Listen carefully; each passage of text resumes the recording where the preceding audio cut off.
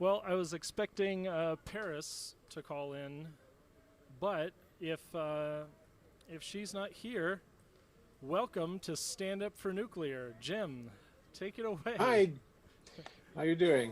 Pretty good. Let me turn you up just a little bit. So, we're here in Seattle, and I'm trying to make sure that the video's coming through. And something's coming through.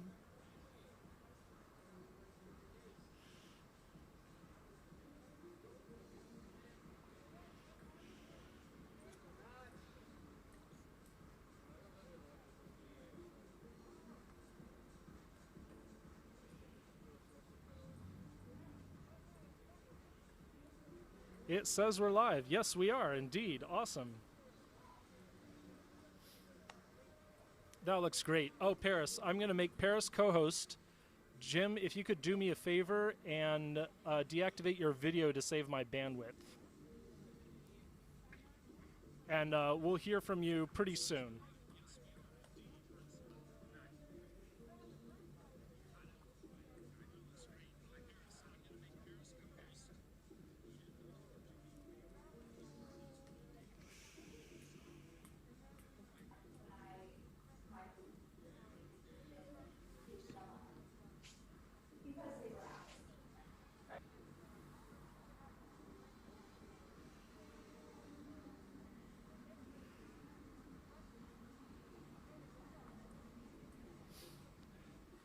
Paris, if you're there, go ahead. You're live in downtown Seattle. Awesome. All right. Should I turn on my video or should we leave it Yeah, if off? you can turn on your video, that'd be awesome. Perfect. Hi. Hi. All right. So- We're live. So tell us about the Nuclear Pride Coalition and what are we doing here today at Stand Up for Nuclear? Right. So our journey started in 2018, and it was when nuclear just seemed to be on the back foot or always on the defense. I think a lot of people, it's not in their day-to-day conversations. And so back in 2018, a group of us and a group of organizations met in Europe and decided that nuclear needs action, there needs to be a vision, there needs to be a story, right? When you think of renewables and even fossil fuels, there's a story to it, right? There's a vision and it's talked about. So what we're doing here today is we're standing up for nuclear energy. We believe it's a great technology. We believe that it is, I want to say the key to building a clean energy, sustainable future, right? This is clean baseload power, 24/7, small land footprint. There it is. So people around the world have joined our movement. So from 2018, it was one event, and now we have, I want to say, over 55 events this past year. And we see even during a pandemic, people want to show up. And thank you so much. We're very happy to be here and to stand up for our local clean energy source, Columbia Generating Station. Columbia Generating Station provides about 8% of Washington's electricity mix, and it has one of the best records of all U.S. nuclear reactors. We just have the one, and so we're here to sort of talk about Columbia and what it gives to us, and what Energy Northwest, as a host to potentially the Advanced Reactor Demonstration Program or another low megawatt nuclear plant, could really do to bring us to complete carbon neutral or carbon negative electricity. Right. And I think it's important to note that this single plant that you all have generates equivalent the same amount of energy that all of your solar and wind does in your entire state. This one plant, I think that's a critical point. And I think here, I'm based in California, and it's more than all the wind that we have in the state at the moment. So it's so energy dense. It's a powerful thing. And what's the risk if Diablo Canyon shuts down? Well, currently, California relies on 30% of its energy being from imports. And Diablo generates around 8% and 16% of our zero carbon electricity. And our leadership has now said that we need to switch to electric vehicles and electrify things. And we don't have enough power. So if Diablo shuts down, we are further away from meeting not only our climate goals, but supplying enough energy for its citizens. And what we see when heat waves hit the whole Western coast, borders shut. Imports are no longer happening, baby. That's what happens when we have blackouts. And we're in a similar situation in Washington where most of our electricity is clean.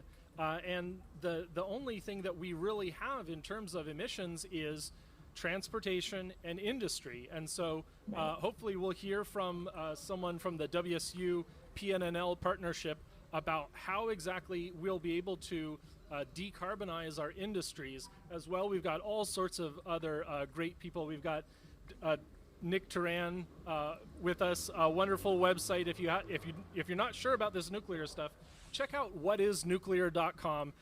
Nick and a bunch of other contributors work together to make that great resource. Yes, absolutely. And so I think I've looked on that website, and props to Nick. I love it. And it's answered some of my deep questions that I was looking into, doing a deep dive on nuclear. Awesome. And you've got a wonderful website set up as well for the activism that we're doing today. It's standupfornuclear.com. And you talked about just the number of actions going on throughout this month and a few months before and after. How many more sites do you think we added this year? So I can speak to how many new countries we've added. So we recently have new allies in Malaysia, and we have some new friends in Kenya, as well as Jordan, and we're hopefully getting Czechia on board this year. So 4 new countries have been added, and 7 new pro-nuclear organizations have been created since 2 years ago. So it keeps growing. Yeah. And what we've noticed is we put September as stand-up season, but it's not a trick, but stand-up season is all year round. So we have events not only in September, but they started in June and then all the way into October. That's wonderful. And we've got this is the tail end of our good weather season. In fact, we might be rained out at the very end of our Stand Up for Nuclear, but it is wonderful. Not a drop in the sky right now.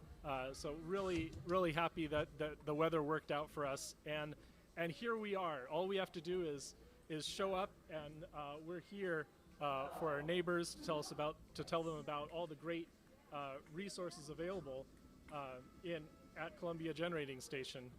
Yeah, exactly. That's the first step. Standing out there talking about nuclear, and that's such a big hurdle. And this is coming from me, who's been in it like the past 4 years, and I still get nervous every time I do an event because I'm like, oh, it's such a taboo. I have to explain, oh, it's actually nuclear. So you guys are doing great. That's the first step, and it just continues from there. Momentum continues. We've got all sorts of signs up here while we're getting started. We did put together quite a bit of materials. We've got this wonderful banner and all these quotes from people like Mark Linus, who said, "The current wind lull in Europe is a big reality check for the renewables only crowd. The reality is that no storage tech is remotely close to being able to run a whole continent for 2 weeks with low sun and no wind. If nuclear is out of the picture, only fossil fuels remain." Yeah, and I think it's extremely telling. Across the entire world, the natural gas supply, the energy crisis that's coming this winter, hi, baby. It's all coming together. This has been in the works for the past, I don't know, decade plus, right? Yeah. And the countries that are well developed and have, I want to say, the capital to outbid others are going to get their natural gas supplies. And what happens to those that don't have enough money? And we're seeing in Belgium, they're threatening to close all of their nuclear reactors. Germany's set to close another couple this December, while Germany's still burning coal and was relying on Russian foreign gas. But that's been stopped at the moment. So what are you going to do? You need energy for people, human civilization. It's founding blocks of society. Right. And we're pretty concerned here on the West Coast. It looks like we're headed to That's the answer. Yes for Scott. Scott Montgomery will be joining. He was confused about the meeting. So I was getting to the West Coast here in the U.S. We are on the verge of having only one reactor left. We're down to 3 right now, and we definitely don't want to go the way of Germany of having very expensive electricity, very unreliable electricity. Our grid has already been under strain this summer, and we don't want to see it under strain in a different way this winter due to the global gas shortage. We actually passed a moratorium on natural gas heating on new homes, so maybe a few of those folks are going to be pleasantly surprised when their heating bill doesn't go through the roof this winter due to high gas prices. And that's another part of our electrification mission, is we need to electrify all our energy use. We need to take the most efficient generation of energy, that would be nuclear, followed by wind, followed by solar, the most CO2 efficient, and turn that into the energy that we need to heat our homes, to light our homes, to run our subways, to run our electric cars, to make all this wonderful technology that I've got, and hopefully it doesn't run out of battery. I mean, this is critical, right? And I think it's not in the public's consciousness. I would have never thought about my energy consumption until I turn on my light and the light doesn't work. There's no thought there, right? And the mantra that's been shared here in California is we would rather pay consumers to use less electricity than pay a power plant. These are advertisements that we are sent in the mail. This use less Malthusian, I want to say, philosophy of how we live life is not going to work, and energy is needed. But I will say on a closing note that we won in Illinois. I think it is possible to preserve and to continue fostering nuclear technologies. In Illinois, they just saved Byron and Dresden. It came down to the wire. It shouldn't have, but we did save them. So I think that's a great sign. Next stop is Palisades. Next stop is Vogtle, celebrating the biggest climate action that the US has taken in a while, adding 2 more reactors online, 2 more nuclear reactors coming to the US. So I am positive, and you and I, Carl, will work to save the ones on the West Coast. We can't lose them. We can't lose our reactors. Great. Thanks so much, Paris. And I'm going to bring Nick over. I want to talk to Nick, and if you feel like hanging out, please do. But before the next person comes on, we'll have you cut your video to save our bandwidth. Got it. How's it going, Nick? Do you want to tell us, what can you tell us about anything? About anything, wow. Hi, everyone. Thanks for being involved in Stand Up for Nuclear. I'm really excited to be here. I've done this with Carl and Seattle Friends of Fusion for a few years. In fact, just Carl and I did the one last year where it was remote only, and we were kind of alone out there, so it's nice to have a few more people in person this time. I didn't prepare a huge amount of stuff, but nuclear, I guess, well, do we know who the audience is by chance? Well, this is going online. It'll be recorded. So, all right, just sorry. In general, what do you do, and why are you standing up for nuclear? Yeah, okay. So, no problem. So, standing up for nuclear in Seattle is pretty interesting because, Seattle's, in general, pretty smart area, but most people, I have to say, are pretty skeptical by default of nuclear, and that's kind of how it is pretty much around the world, but in Seattle it's particularly pointed. But the interesting thing about activism in Seattle and areas like this is that if you can get people to sort of be interested and come over and ask just a question, or inspire people to come chat, they generally will listen, hear you out, and hear the different case, and ask really good questions. And it's been a great place it's been pretty rewarding as someone who wants to get this information out, to be able to do that here in Seattle. As for me, I wanted to help with the energy issues, 16 years ago or something. I was like, energy is a problem, I want to get involved. And so I went to college knowing I was going to do something energy related. I happened upon nuclear as a technology. It was pretty interesting because hey, here's a technology that's not like, I mean, it needs, maybe there's something I can do to help. It wasn't like working out perfectly, and so it seemed like a challenging place I could go work and maybe have some kind of impact. So that's been great, and the more I've learned about it, the more I've gotten excited about it. And now I've done all sorts of deep dives that I've written up on that on my website. Yeah, which that what is nuclear that Carl mentioned. It's like very text heavy, but so if it's sort of for people who are already interested in nuclear and want to learn more, it's perfect for that. But I don't think too many people are going to that website being like, yeah, okay, I'm convinced. But anyway, so what do I do? So yes, so I've been working on advanced fission reactors for a really long time.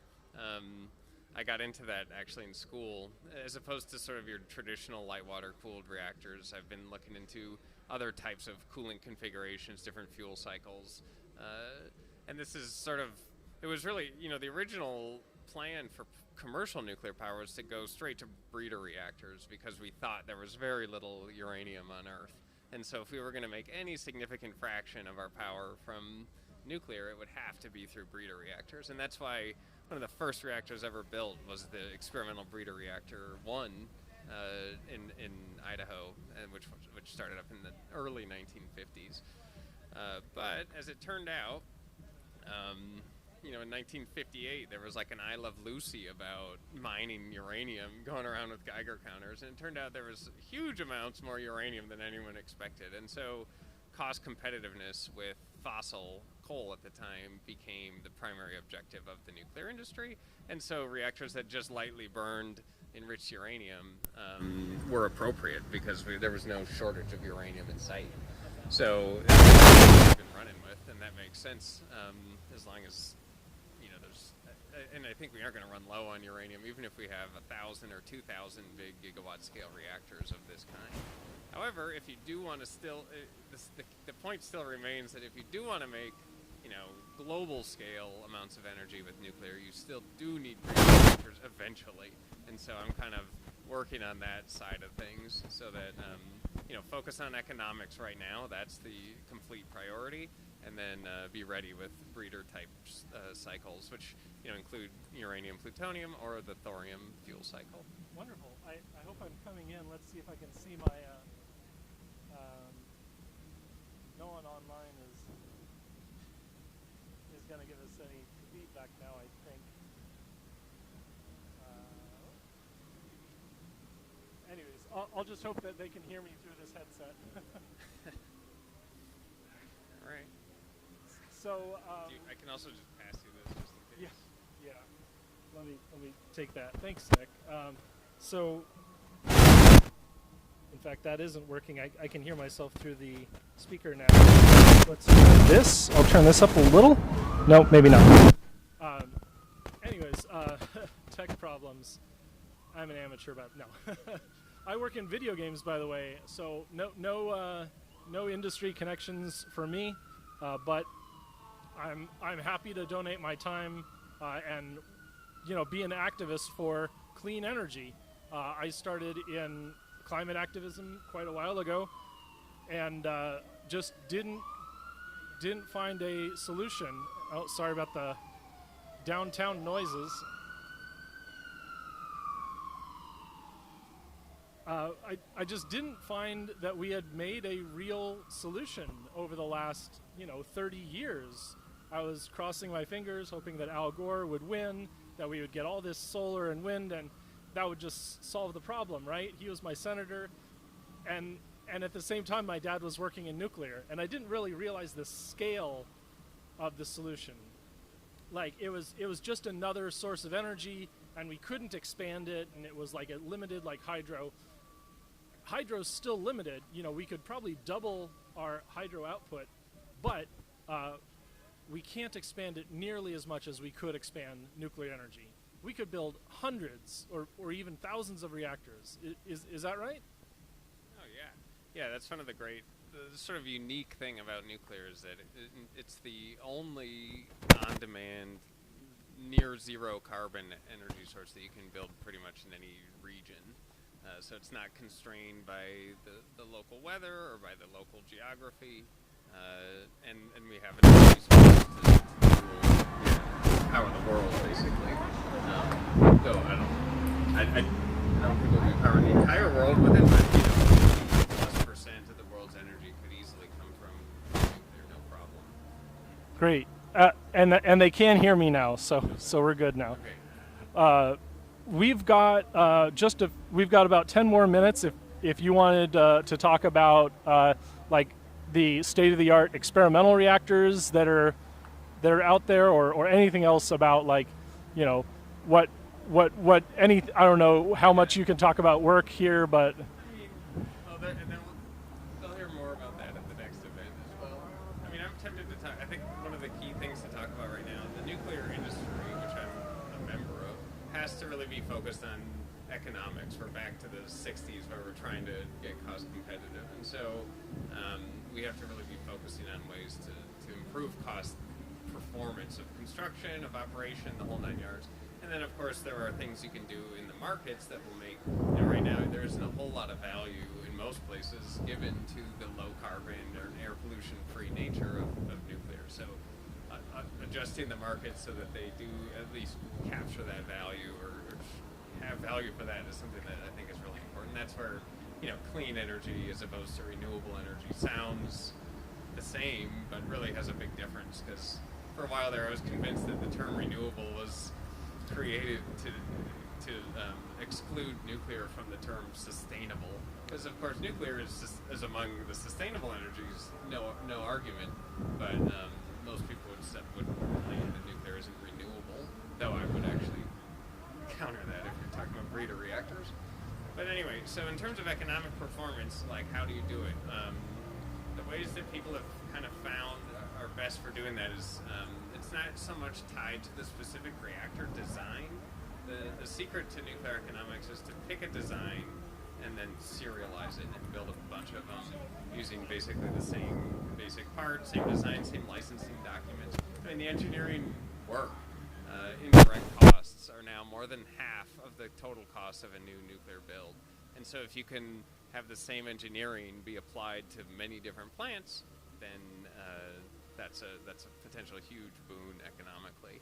And that's one of the arguments, you know, for small modular reactors is like, well, if you can not only build lots of them, but, you know, if you build them small enough, maybe you can use a factory to produce them faster. And of course, that's in direct competition with the concept of economies of scale, which say, you know, if you're going to build something, build it twice as big, it's not going to cost twice as much. And so that's what pushed us to be big in the first place. So there's sort of an interesting competition between small reactors and big standard reactors. And really we just need standard reactors one way or the other. And if that starts out being small, great.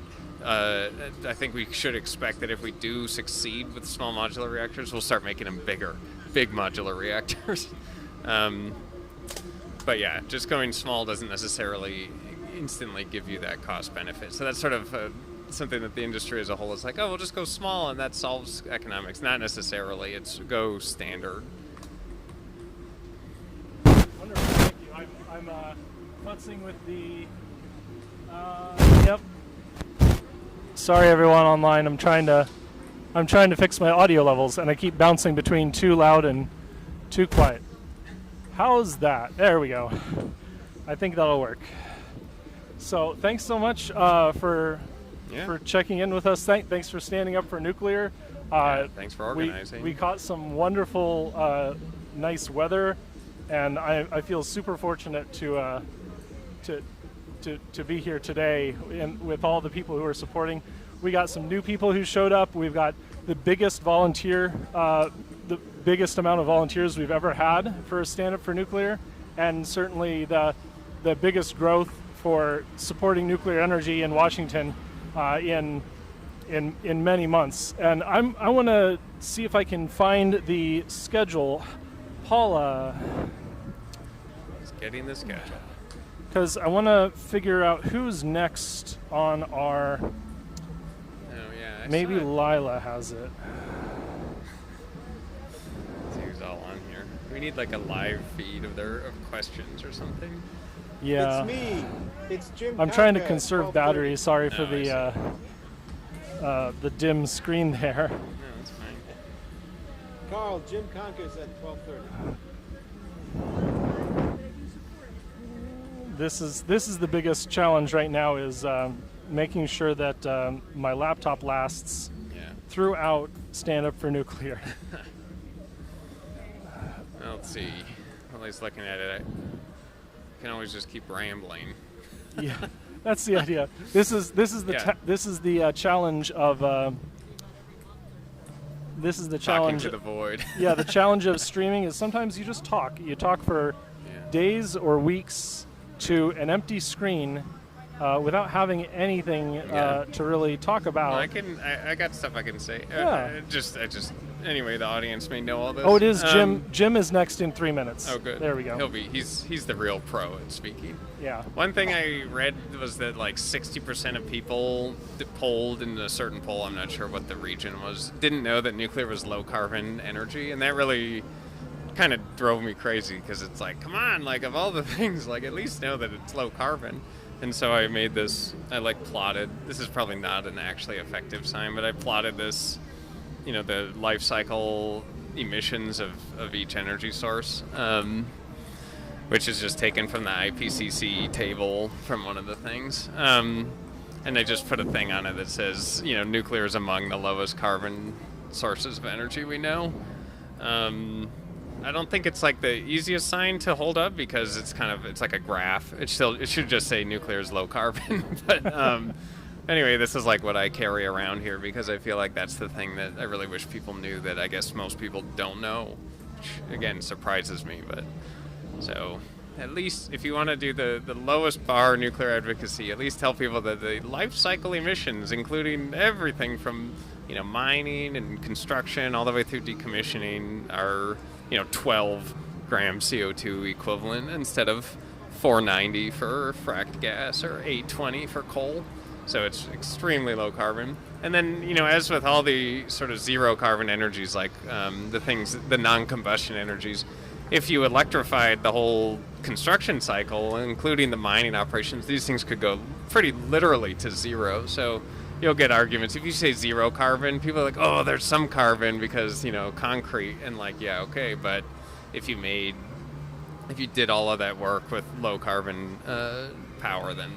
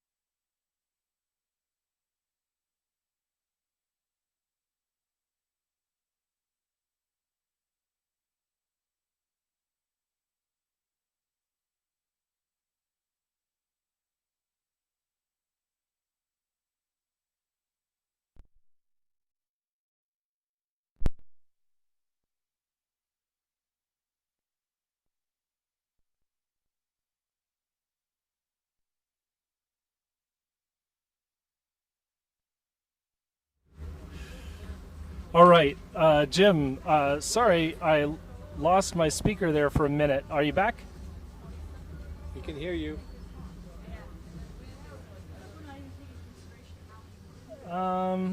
Something's wrong.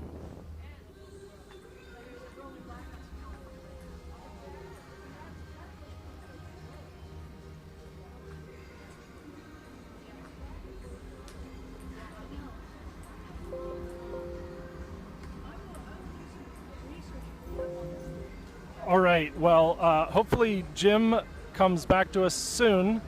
Yes. Can you see it? Can you hear me? Are you there? Yes. Okay, something happened and my volume is way down now, so let me fix that.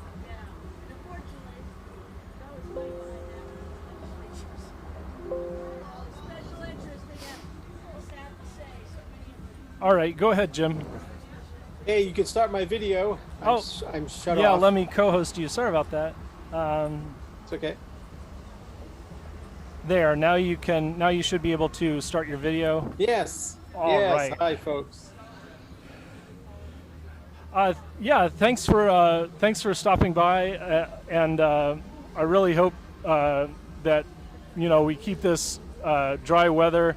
It's wonderful here in Seattle. There's a roller rink which is on the north side of the park, which is why we don't have we don't have that extra space. But it's fantastically successful, I'd say. We're here, we're visible. We've got someone on the corner of Pike and Fourth waving a sign, and it's just terrific. So why don't you tell us a little bit about Washington's clean energy system and what you think we need to do to decarbonize? Well, I mean, there's a place and a time for everything, right?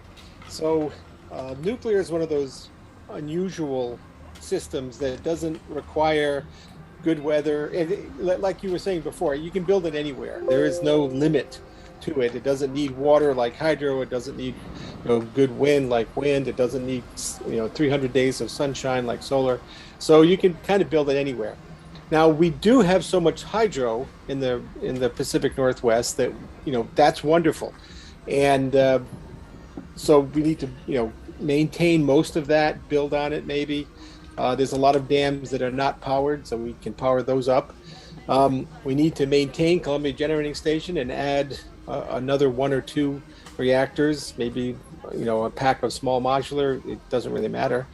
But the idea of wind in the Pacific Northwest and solar is very strange, because the Pacific Northwest is a terrible place for wind. It doesn't blow very much, even in places you think blow a lot, like over here in eastern Washington or down the Columbia Gorge. The capacity factor, which is just a term that says how often a power plant is producing what it's supposed to produce, is only 27% in Washington State out of 100, whereas nuclear is 95%. So it produces, if it only produces power not even a third of the time, then you're kind of stuck backing it up with something that does produce power. And in the Pacific Northwest, we use hydro for that. So all of the wind in the Pacific Northwest is backed up by hydro.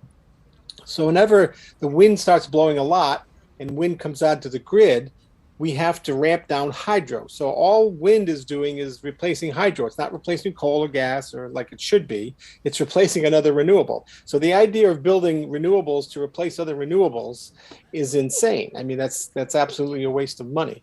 So this is not a good place for that.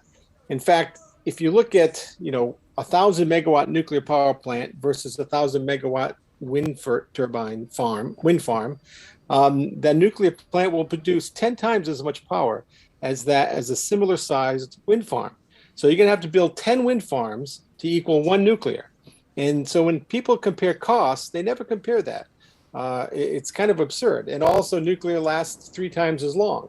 Lifespan of a nuclear power plant is 3 times as long as the lifespan of a wind turbine. So then you're gonna have to build 3 times. So 10 times and 3 times. So it's, when you compare power sources, you have to compare apples to apples, and so you have to compare the output, not the nameplate capacity or anything like that. You have to compare the output, and the output of nuclear is 10 times that of the output of wind. So that, all that aside, now the problem is with the changing energy use pattern in the Pacific Northwest, just like California, the Northwest Power Pool has stated that we are going to be in risk, 25% risk of blackouts, rolling blackouts beginning in 2025. That's only 4 years from now. So if we're going to have, and you have to have less than 5% to feel comfortable that you're not going to have rolling blackouts, especially when the weather is really bad and you need the power. So that's daunting. So the Pacific Northwest is looking at a huge power shortage because our population is growing, the use of electric vehicles is growing, and we're going to be closing down coal plants in the next 5 years.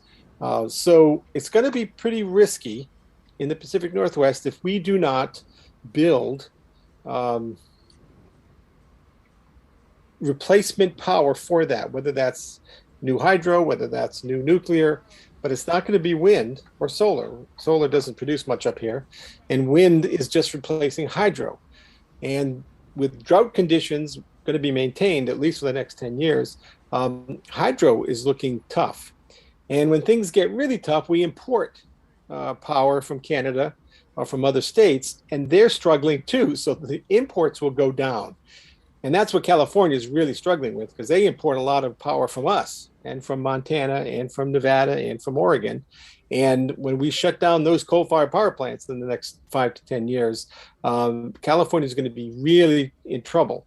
And so, yeah, they're going to fire up more gas. They're going to, even fire up old coal plants.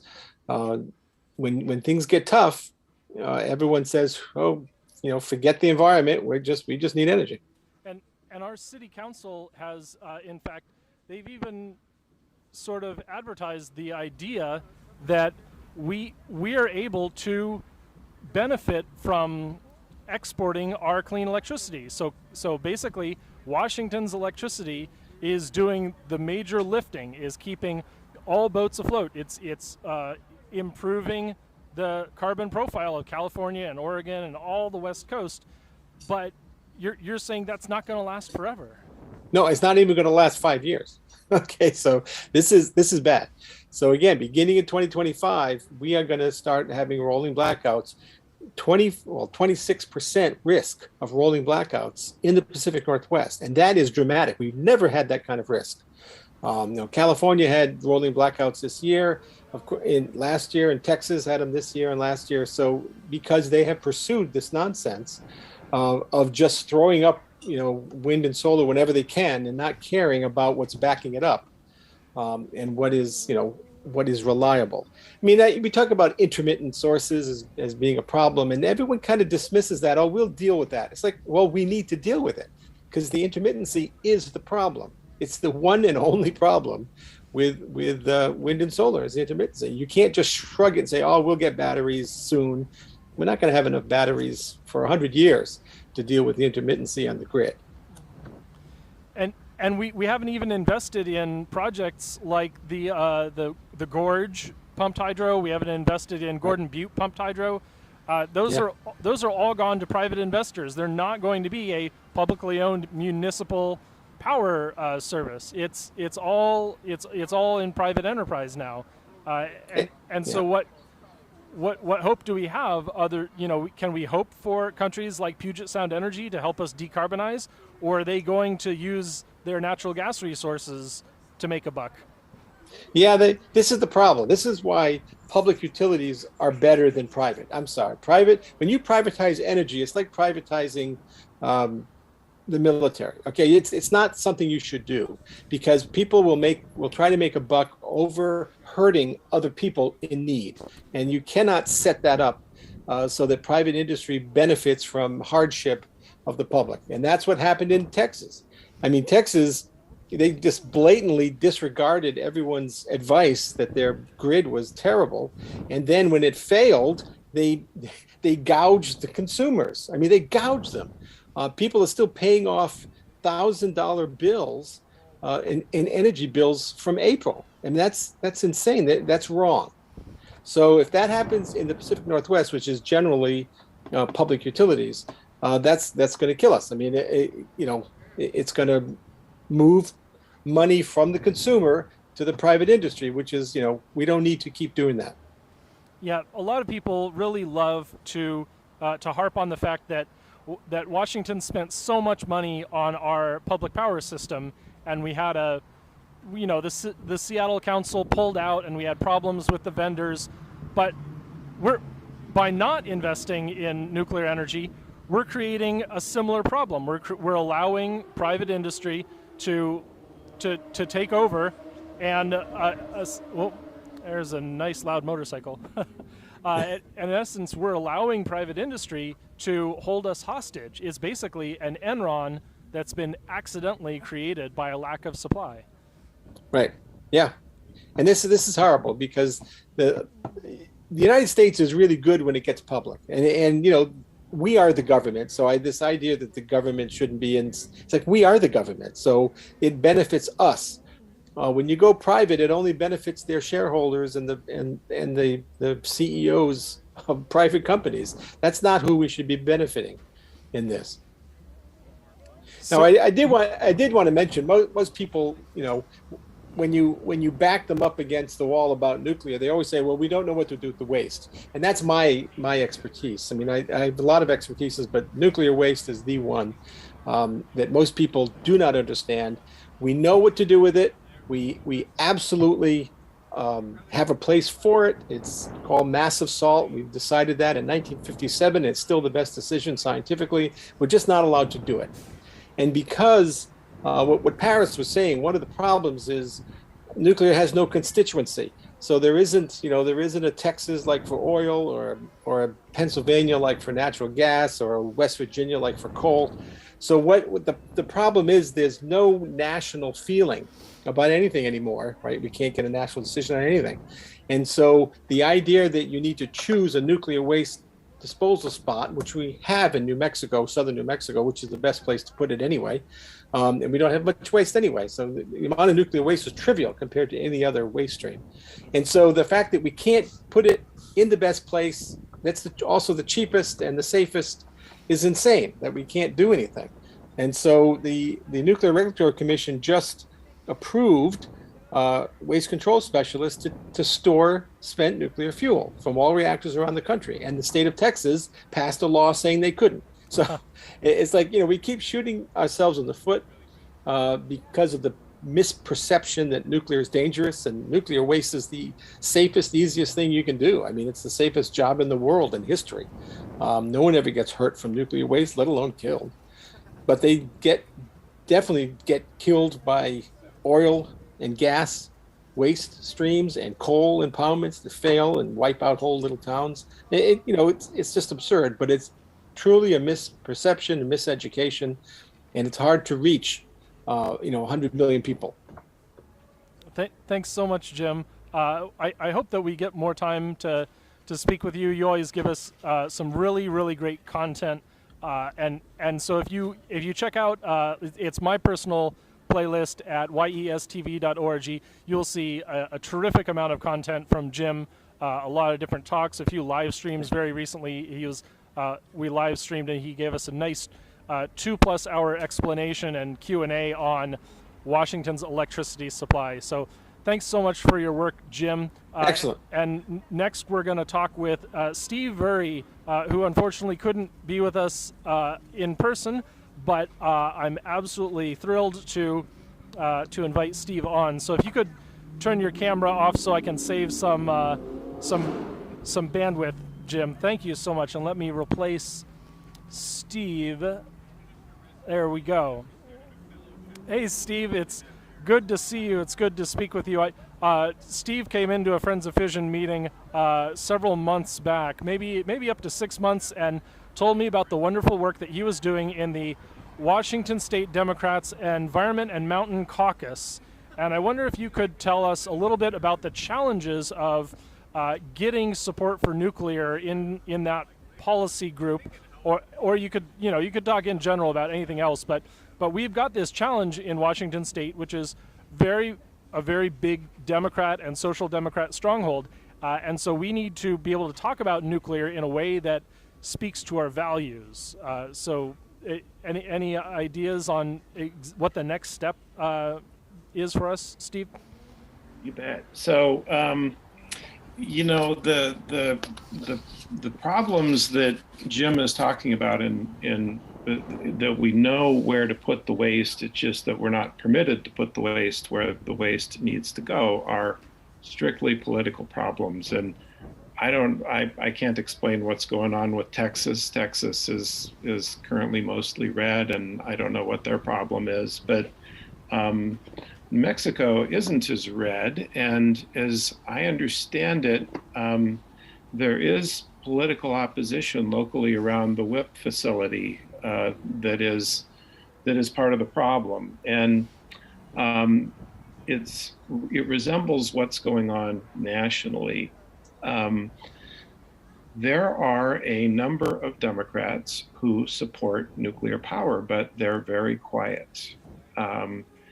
It's kind of like, for those of us who live in the red parts of the state, I'm in Ellensburg, Washington, and I was chair of the County Democratic Party for 8 years. And regularly people would pull me aside and tell me in confidence that they're really Democrats, but no one can know because they're business people or whatever in the community. And it also wraps back to what we were talking about earlier with nuclear not having a constituency. So how to change that? Well, one of the ways that the party makes policy and communicates with its members about what it believes is through its platform, for example. And I'm actually not sure about the National Party, the frequency of updating the platform, but the last time the National Party updated its platform, for the first time in 35 years, it was pro, or at least not extremely anti-nuclear. So that's a big deal. And of course, that was partly the result of lobbying by the incoming administration, by the Biden administration. In Washington state, the state Democratic Party platform has been somewhat or very anti-nuclear for a long time, and I put a fair amount of work into changing that during the last convention and had a little bit of luck, but also came to appreciate how challenging it was going to be. The next platform is going to be revised this coming summer in 2022. And so I'm gearing up to try to address that again. In the shorter term, the way the party expresses its values is through resolutions. And so I've begun writing pro-nuclear resolutions. Now I'm the chair of the statewide Environment and Climate Caucus. And people send resolutions to us for consideration, and then we send them on up to the state party. It requires a 60% vote for that to happen. And my pro-nuclear resolution got a majority of votes at our August meeting, I believe it was. A majority of votes, but not 60% of votes. I was actually pleasantly surprised at how much support there was. And that's a good sign. I've been sort of an out pro-nuclear person in the Democratic Party for a while and being increasingly vocal, and it's working. One by one, people are coming around to realizing how necessary nuclear is and how intermittent power is not going to save us. I've been highlighting some of the positives of nuclear and some of the failures of renewable energy on our Facebook page. There was a big failure of a new battery that was just put online down in California. It went online last week or maybe 2 weeks ago, and it failed last week or maybe this week. People don't hear about this stuff. Wind and solar and batteries have just not been subjected to the same level of scrutiny that nuclear has over, decades. So I've been pursuing a combination of communicating about the reality of renewable energy and the benefits and the surprising safety of nuclear energy, and it's been working. But there are still a fair number of people out there who just become enraged at talk about supporting nuclear. Those folks I don't think we're going to reach. They're kind of the anti-vaxxers of the Democratic Party environmental establishment. But there are lots of people who can come along once they understand, once they take a fresh look at nuclear. in the sort of harsh light of climate change. I mean, back in the 20th century, going to anti-nuclear rallies was a good way to meet girls, right? But now that we're taking climate change seriously, we have to take nuclear power seriously. And I'm concerned at how widespread the misinformation and the number of people who seem to have just made up their minds is everywhere in the Democratic political establishment. And it's only thanks to President Biden and Energy Secretary Jennifer Granholm's really clear statements in support of nuclear that I feel like I'm able to finally start to make some progress. So I would encourage people to get involved with their local political organizations with an eye towards supporting nuclear. If I had had a few more votes back in August, the state party would be considering a pro-nuclear resolution at its next meeting coming up at the end of September. There it probably would have failed, but a lot of people would have learned something and it would have shifted the Overton window. So let me look at this question here. Okay. Oh, that was for, yeah, someone else. So that's what I've been doing. That's what people can do to help. If you would like to join the Environment and Climate Caucus, our website is eccwa.org, eccwa.org. And right in the middle of the page, there's a button to click to join the organization. When you join, that makes you eligible to vote on things like what I'm talking about, and also lets you know what we're up to. I think that it's a good thing that the grown-ups are in charge in Washington, D.C., and they're supporting nuclear. But closer to home, for example, my congresswoman, I'm pretty sure she supports nuclear, but she's not going to be as out in front supporting nuclear as she could be if she's not getting any support from her constituents. So there's a lot of work to do to let our congressional delegation know that nuclear has broad support, not just among people from the Tri-Cities, and not just among the more well-informed among us who live elsewhere, but it has broad support from lots of people. And I think that that's incredibly important. Yeah, I'm extremely proud when we are able to do that locally. We were able to meet with Congresswoman Jayapal.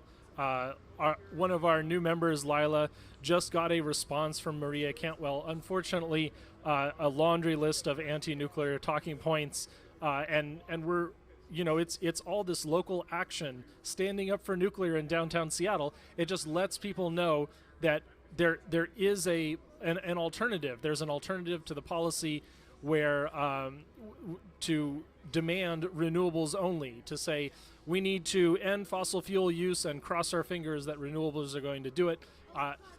We have the solution, and that is to support our existing nuclear plants and to improve those and increase those if at all possible.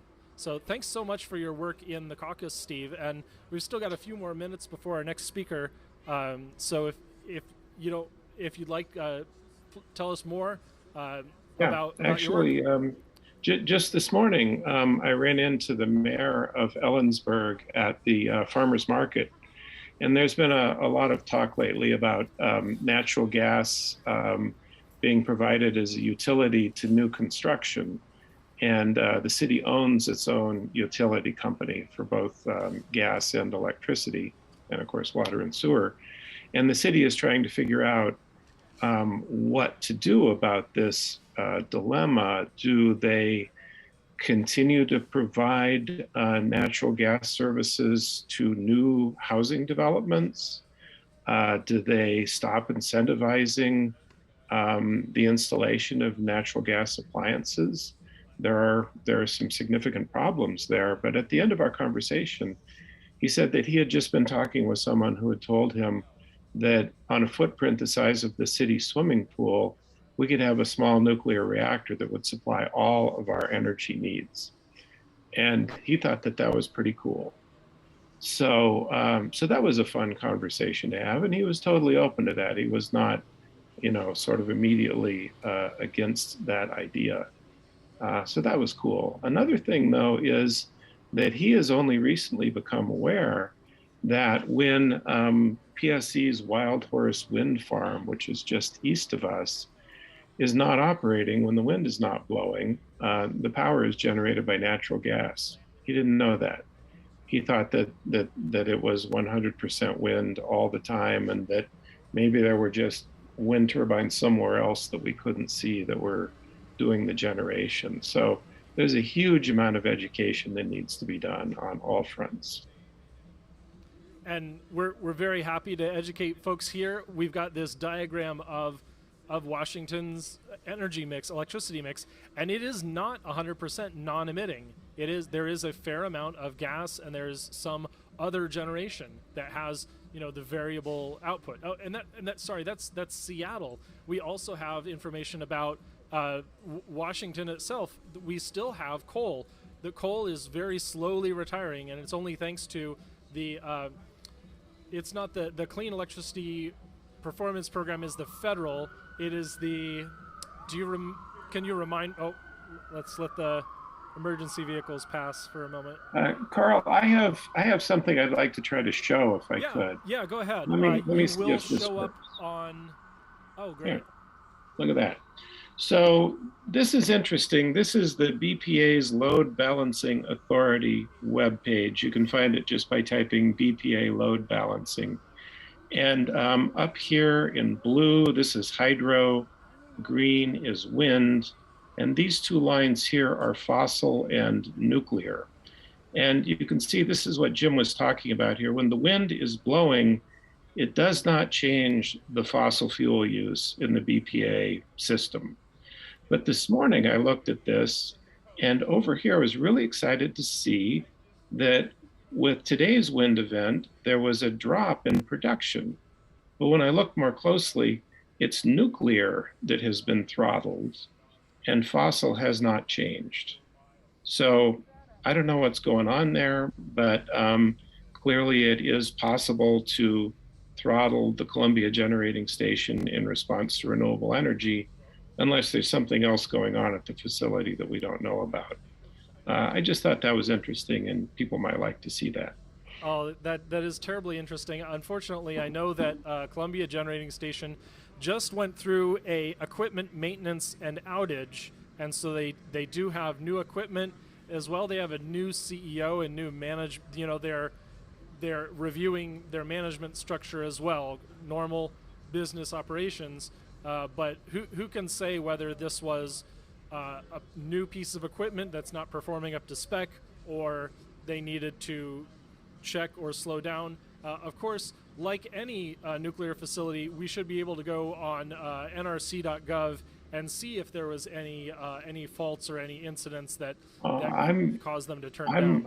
I am absolutely not suggesting there's any problem. No. It seems more likely to me, because it is so directly correlated with the wind event, it seems more likely to me that they're taking this opportunity to throttle it. Who knows why? Yeah. No, I'm not saying there's anything wrong with it either, and that's pretty typical in the nuclear industry, where they will do preventative maintenance instead of reactive maintenance. In fact, this is the standard operating procedure to intentionally scram before an automated scram could be triggered. And that's standard across the entire industry. It's part of the proactive approach that our nuclear industry has to serving its community. So Steve, thanks so much again for calling in. I'm sorry you couldn't stop by, but I think that this was really successful either way. You've told us so much about our policy challenges and just the power of outreach to your local officials. So thanks again for calling in. It's been a pleasure. Thank you. Awesome. So Cannon, I hope you're there. You're up next. You should be able to turn on your mic and camera. And as well, if you wanted to share your screen or anything, let me get your video up on. Can you hear me? Can you hear me, Carl? Yeah, thank you. Everyone standing around us at the ping pong tables in Westlake Park can hear you as well. Cool. So, so Cannon here is from Canada. He is with a company on the leading edge of nuclear development called Terrestrial Energy. So why don't you tell us a little bit about just what you're doing and what what new nuclear could do, either as a business opportunity for energy markets or for municipal energy, and why would we choose nuclear over fossil fuels? Great, thanks, Carl. Sorry I couldn't be down there in person, but the border is still closed southbound. I miss Seattle. I miss Washington State quite a bit, and so I'm really looking forward to that border opening up again soon. So, yeah, great to be here. Greetings, everyone. As Carl said, my name's Cannon Bryan. I'm the Chief Financial Officer of a Canadian company called Terrestrial Energy, and we're one of the leaders in the development and deployment of commercial advanced small modular reactor technology. With our first power plant, we're seeking to deploy our first power plant in Canada, in the Toronto area. And I thought I would talk a little bit today about something that that isn't discussed very much with respect to nuclear energy. Nuclear energy is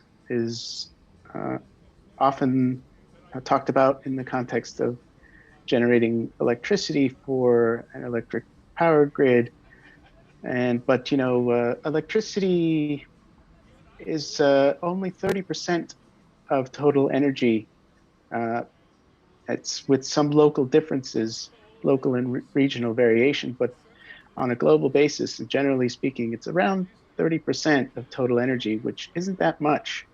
There's a whole big other field of energy that still needs to be addressed, and which is, for the most part, entirely powered by fossil fuels, and that can be broken down into two major categories. One being primary manufacturing, otherwise known as industry, or and transport, the transport sector. So nuclear energy isn't really talked about too much in the context of how it can support clean transport power, but that is what I would like to talk to you about today briefly, if I can. And yes, I do have a little presentation here, which I'd like to share with you. Wonderful.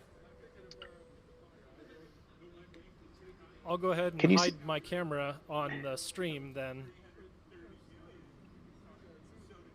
There you go.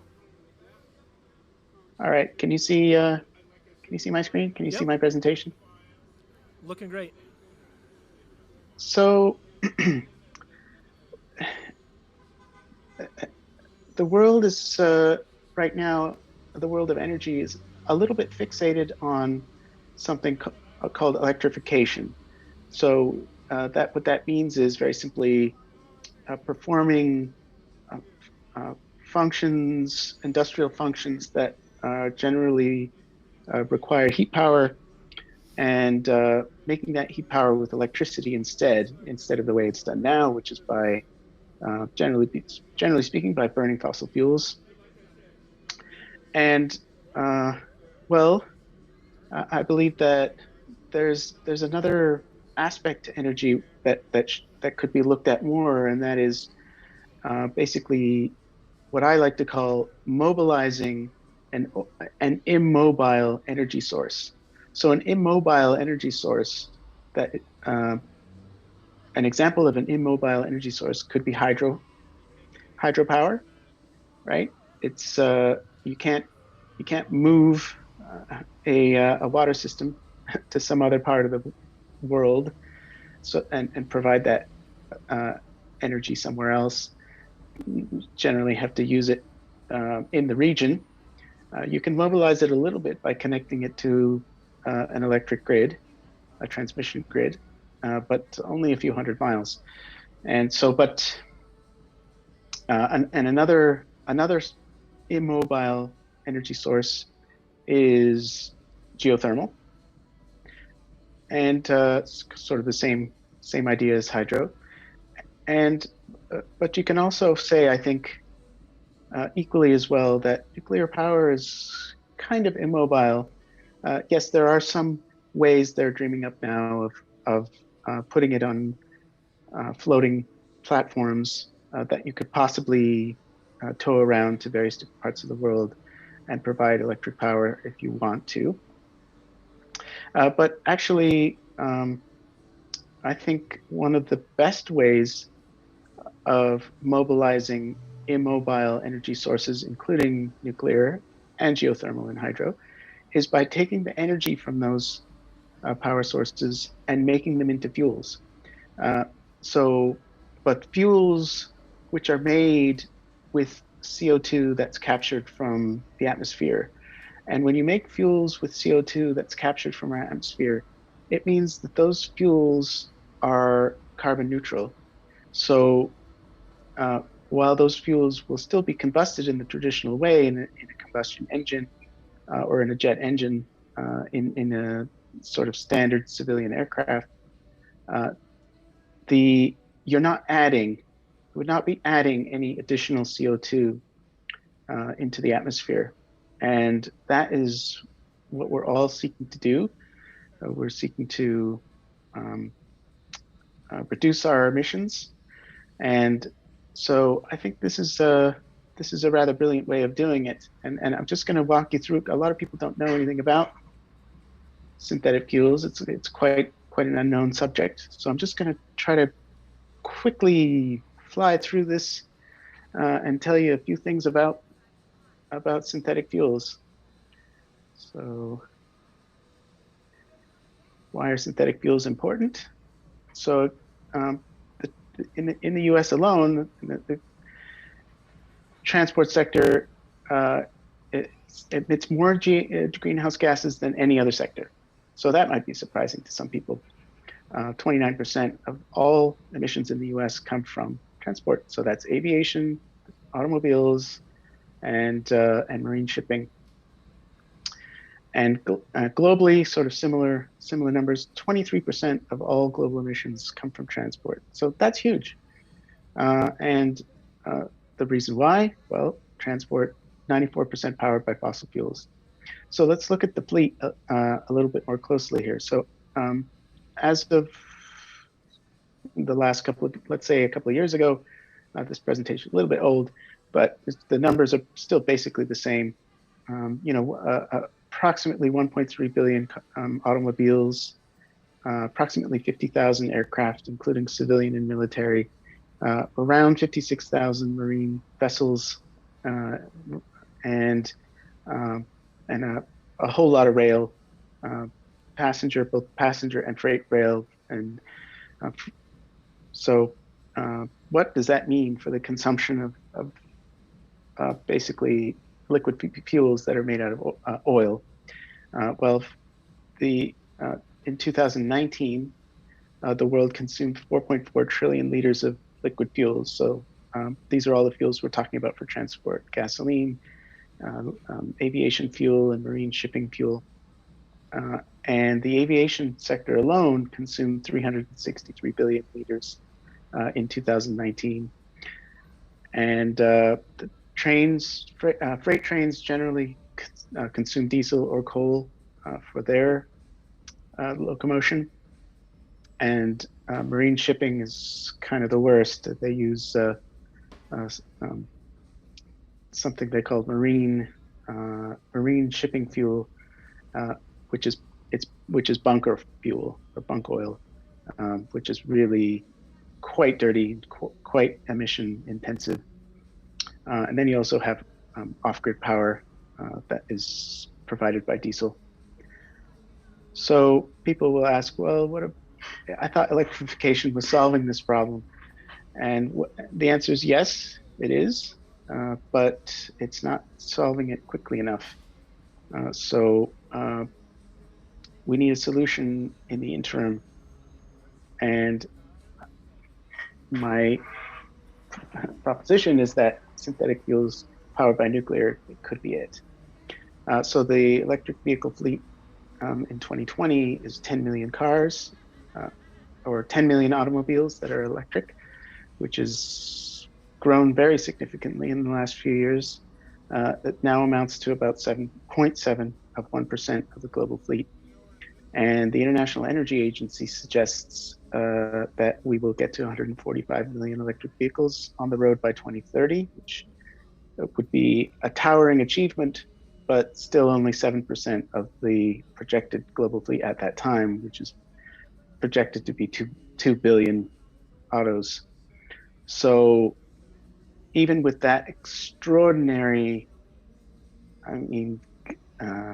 just towering growth, it's still not going to be a very significant fraction of the total fleet.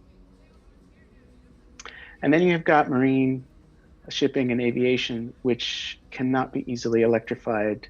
There are no technologies out there right now, including batteries technologies that are anywhere close. And even if we were, it would still necessitate complete and total replacement of the entire global aviation fleet and shipping fleet.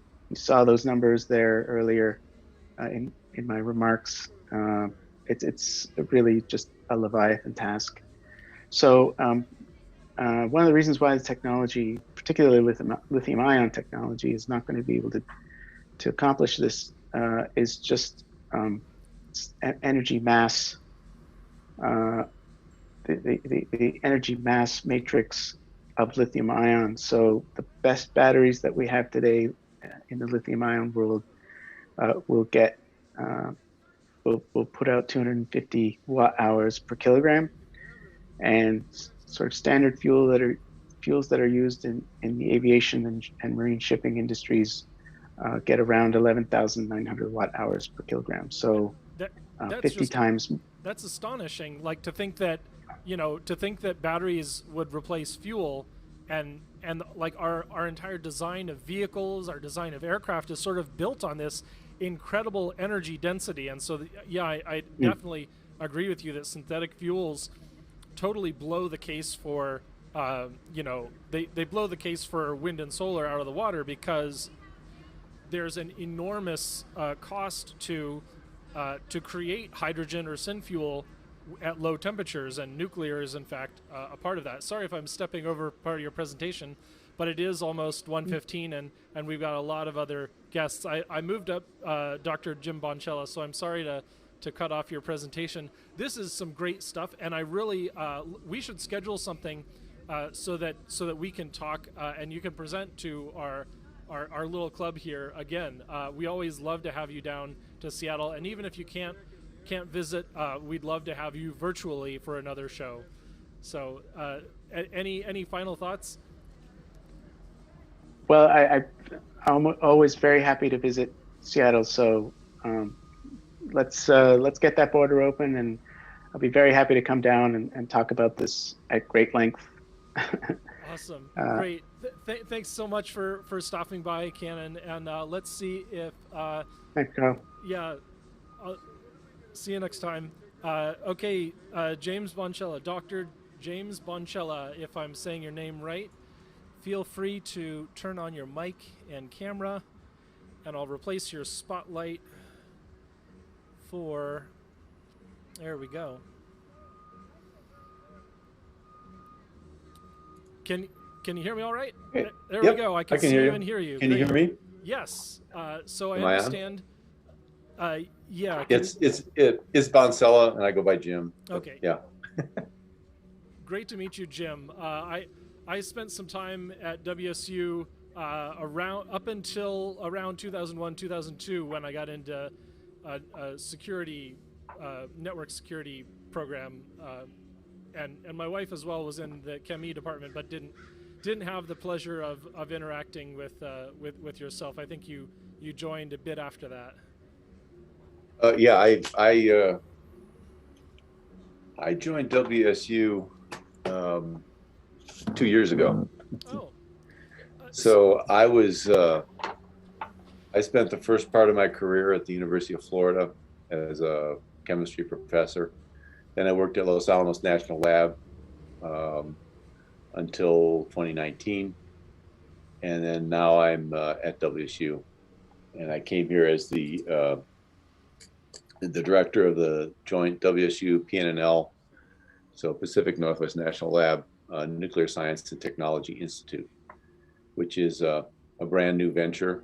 I'm the first director of that institute.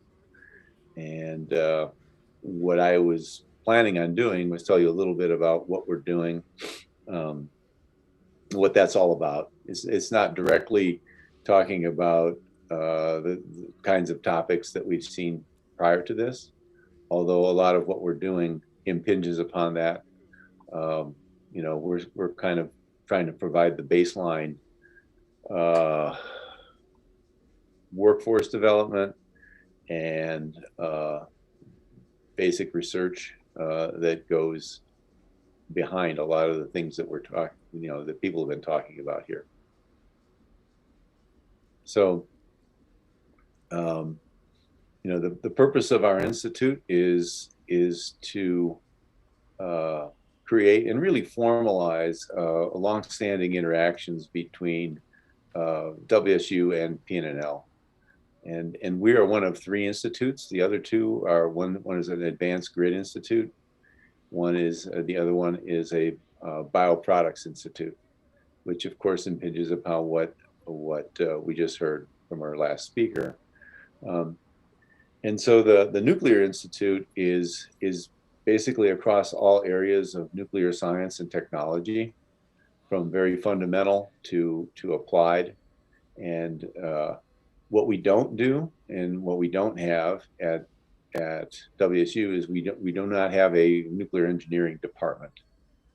So we're not doing nuclear engineering. We're not impinging upon the mission of Idaho National Lab, which of course is the DOE Nuclear Energy Laboratory, right? It's focused on NE and developing new reactors and new reactor designs and all those sorts of things. The advanced test reactor is going forward and being built there. But we do have on campus, we actually have a 1 megawatt trigger reactor, which is a training reactor. It's one of a number that were built in the early 60s. And we have a very, very active reactor training program, reactor operator training program, where actually any WSU student who wants to can learn how to become an operator of that reactor. We offer courses that they can take, and the practical training in doing that, and then they take the NRC exam, and they actually become reactor operators, licensed to operate that particular trigger reactor. And what it does is it gives students, and it doesn't matter what your major is. It doesn't matter whether you're an English major or an engineering major or a science major. You are, we will train you, or the Dodgen Nuclear Science Center will train you how to become a nuclear reactor operator. And that reactor doesn't generate any power. It's a research reactor. And we have had a long-standing, we do research projects with that reactor with Pacific Northwest National Lab, Idaho National Lab. We make specialty isotopes with that reactor for industry. And so we've had a long standing, and actually we just celebrated our 60th year from when the reactor first went critical back in 1961. The reactor was recently refueled, and we are good through 2045 or something like that. So, and with low enriched uranium fuel, so it's the more modern fuel for the trigger reactor. And so we support programs that and research programs for DOE through PNNL that span everything from nuclear energy to national security. And we do a lot of experiments for them through the reactor. And so that's part of our institute is that interaction, and the other part is building collaborations with the laboratory, with PNNL and other DOE laboratories, and this is to train graduate students and postdoctoral fellows, and that the idea is to create a workforce pipeline for the next generation of people who will do this kind of work. And even the undergraduates that work as the reactor training program, what that does is it gets them familiarized with the formality of operations that are necessary in a nuclear facility, and that's actually it's different from a lot of other industries. It's a very formalized conduct of operations. It's not like The Simpsons. So our institute, we have research programs that span everything from nuclear forensics to nuclear fuel design and the performance and behavior of sort of next generation nuclear fuels, and also looking at novel waste forms and so on. So that's the sort of the short version of what it is that the Nuclear Science and Technology Institute does and what we're trying to do. And so our job is to develop the interactions and foster the interactions between WSU, so Pullman and Tri-Cities, with PNNL scientists, and it facilitates the students working at the laboratories as part of their degree program, and also facilitates scientists from PNNL being able to work at WSU facilities, so that we can do new research programs that support all this. And we work closely with the other institutes. So obviously, if you have an institute that's on advanced grid, the Advanced Grid Initiative, and one on biofuels or synthetic fuels, then there's a clear synergy of where we would like to be able to go. If you're talking about establishing small modular reactors to do load leveling and so forth for the grid, what do you do with the excess energy that comes out of a reactor like that? How does that integrate into the grid? What are the requirements? What are the economics of, should it just be electricity, or should it be a mix of electricity and, say, hydrogen production or synthetic fuel production? What is it that makes most economic sense, that gets the most value from the technology going forward?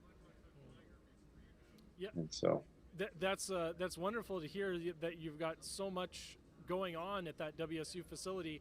I know that our little group here has been looking for opportunities to tour either Columbia Generating Station or the TRIGA reactor, and so we've been in touch with WSU about maybe arranging that and getting a brief tour set up. But it gives me another incentive to think about returning to school to pursue a master's, because being a reactor operator, that'd be a hell of a step up from the Atomic Merit Badge, which was my last little nuclear credential there. Yeah. Yes. So have you been in touch with the director of the Dodgen? Uh, I believe we have. We'll exchange another email and make sure that we're talking to the right person, because that would be wonderful to set up a little tour. Because you can go through me. We do those tours. I don't know where we are with the procedures with respect to the pandemic and so on and so forth. It's very impressive, I have to say, because it is an open pool reactor. You can go into what we call the pool room, and you can see the core of the reactor that is 25 feet below you in water. Oh, wonderful.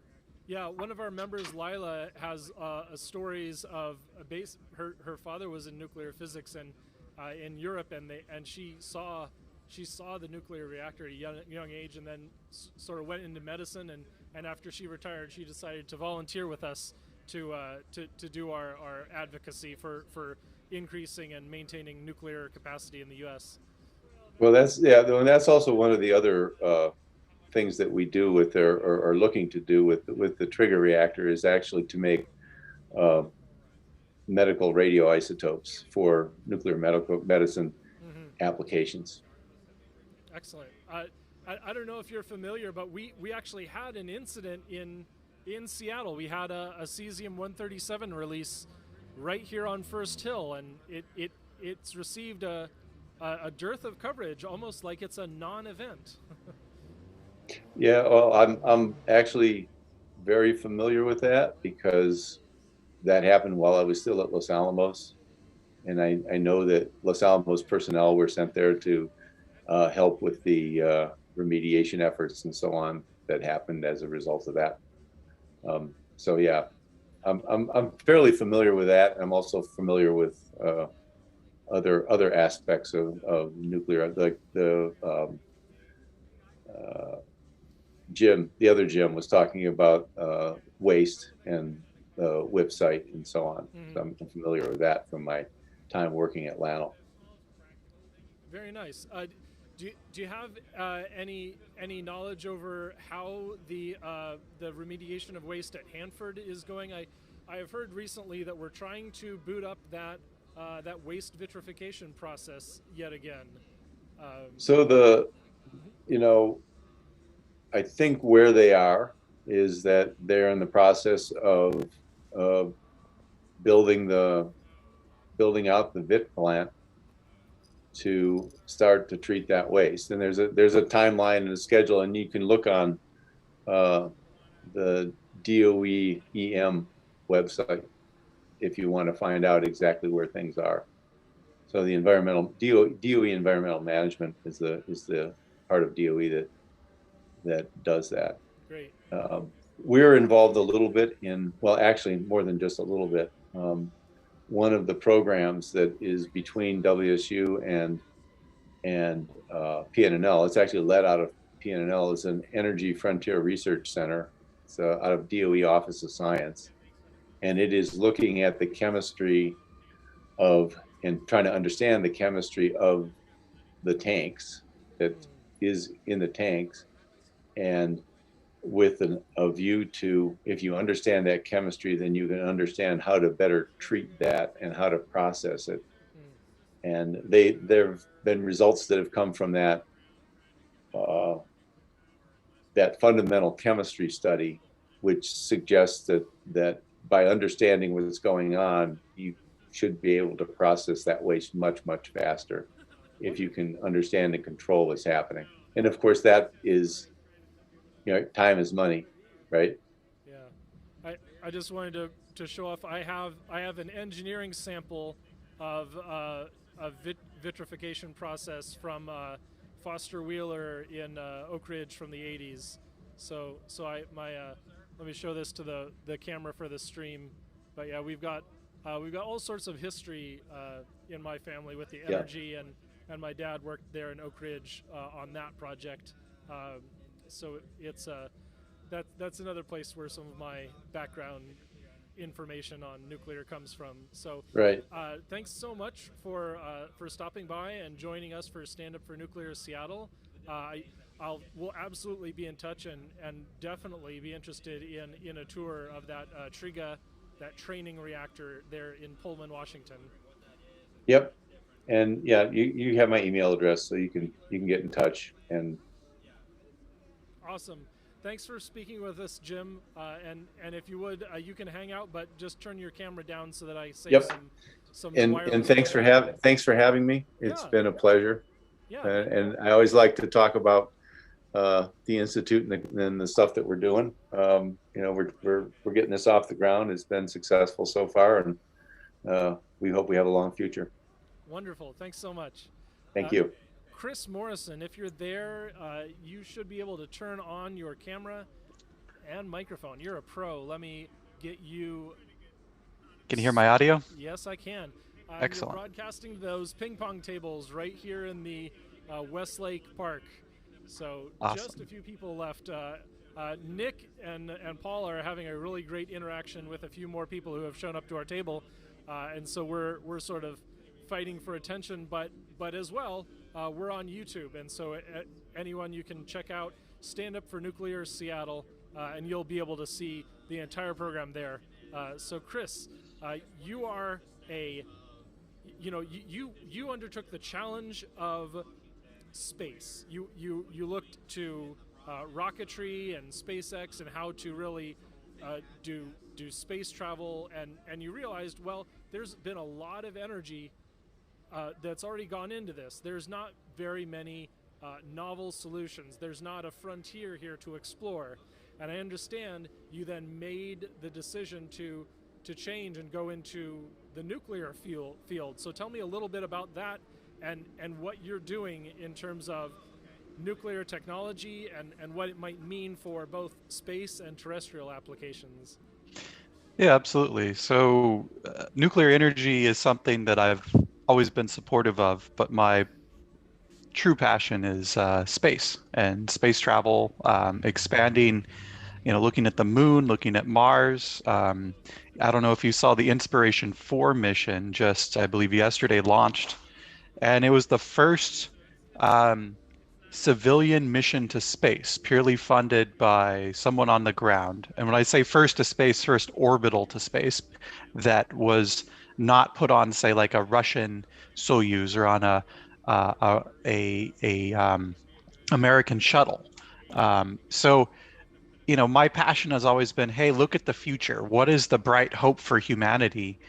And I do advocate also for the terrestrial side, saying, hey, look, nuclear energy isn't just a benefit for exploration of space, but if you look at the medical benefits of nuclear, even just today, they're incredibly immense. Things like MRI machines, they used to be called NMRI, nuclear magnetic resonance imaging machines, but people didn't like the word nuclear, even though it was nuclear, so they took it out, and anytime you go to the hospital, get an MRI. We've been using medical radioisotopes for cancer treatment for, even before fission was discovered back in the when the atomic physicists were trying to invent the bomb back in the 40s.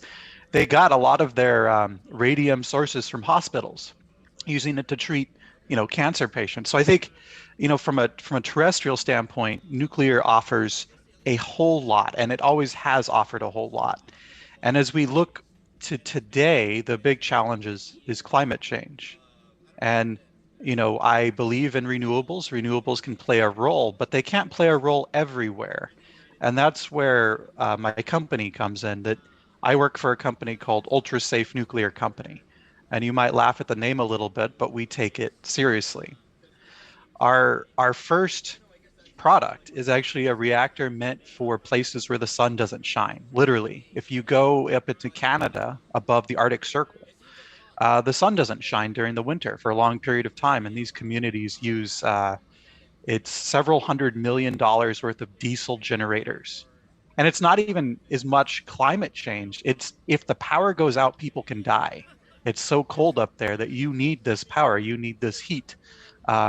There was an instance where one year the harbors froze early and they couldn't get an ice road out, so they had to fly diesel in on aircraft and land it on the ice to bring it into the town. So our first thing is, what is the smallest, easiest, safest reactor that we can build where we can meet this need up in the Canadian Arctic to basically eliminate a source of fossil generation.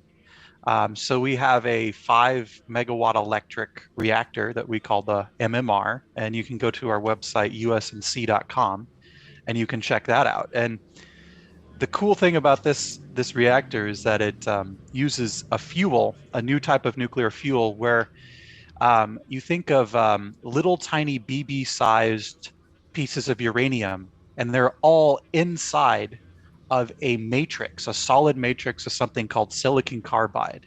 And the silicon carbide matrix is similar to what they make tank armor out of. It's a very robust, strong, resistant to radiation.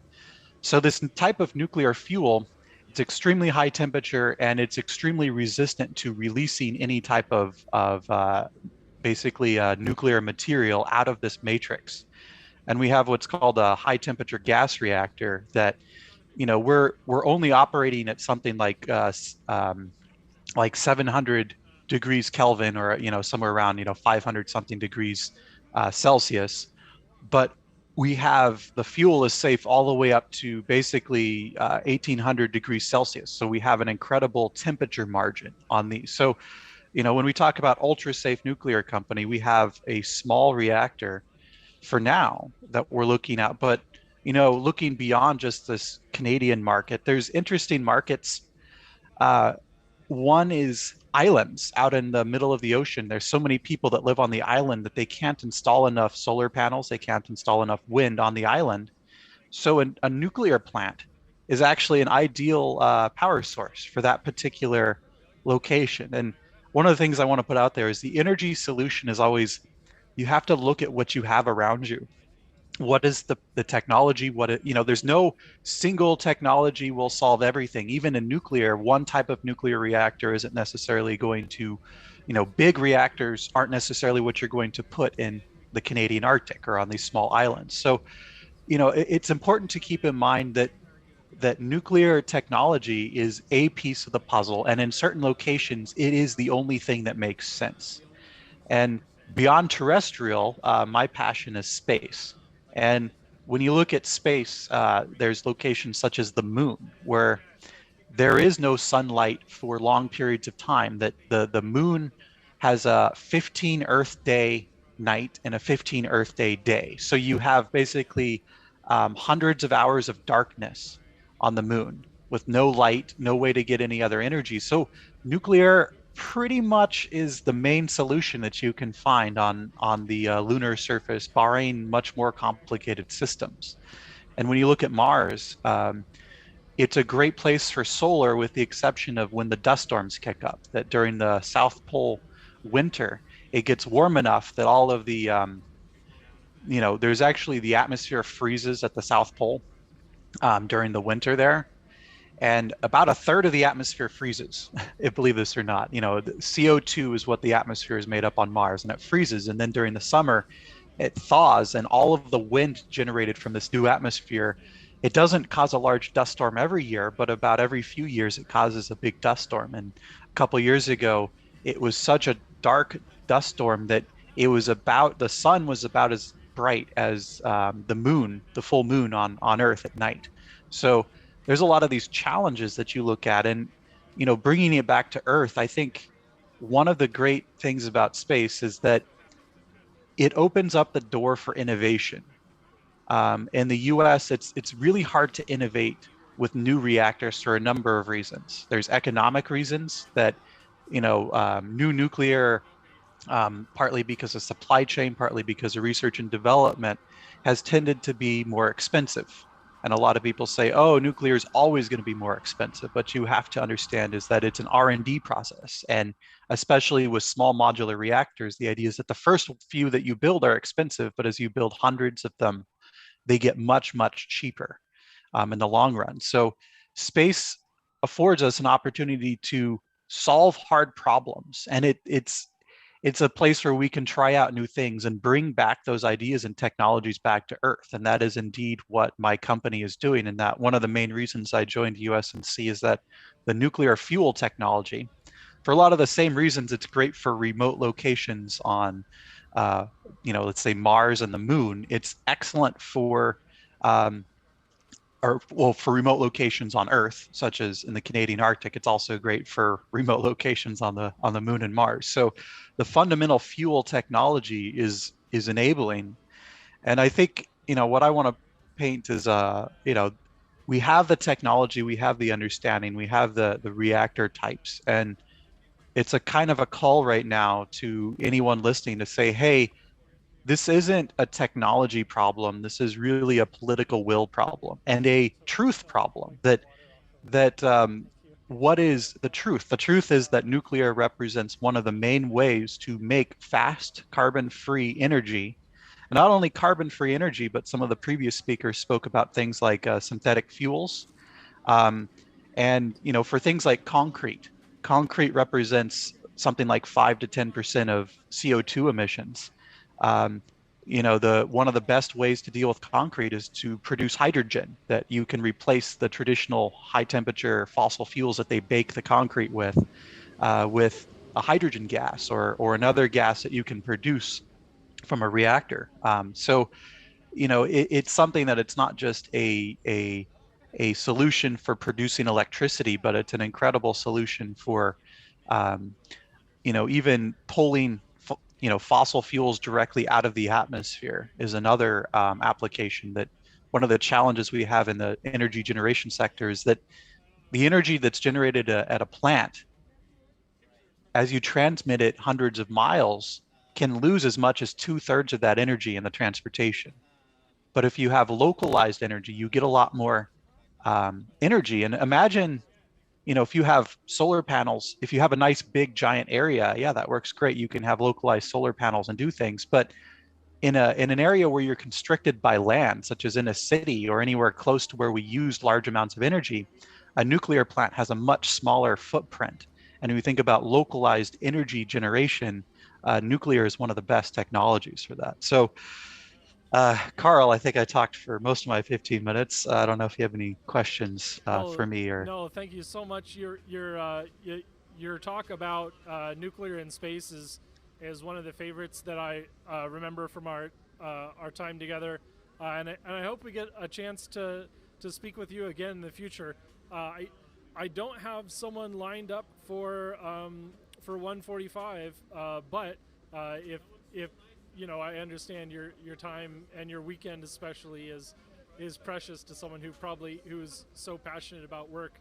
I don't want to hold you up, but thank you so much. We're standing up for nuclear in Seattle, and it just started raining, so there's a little bit of activity you saw behind me and me ducking out of frame.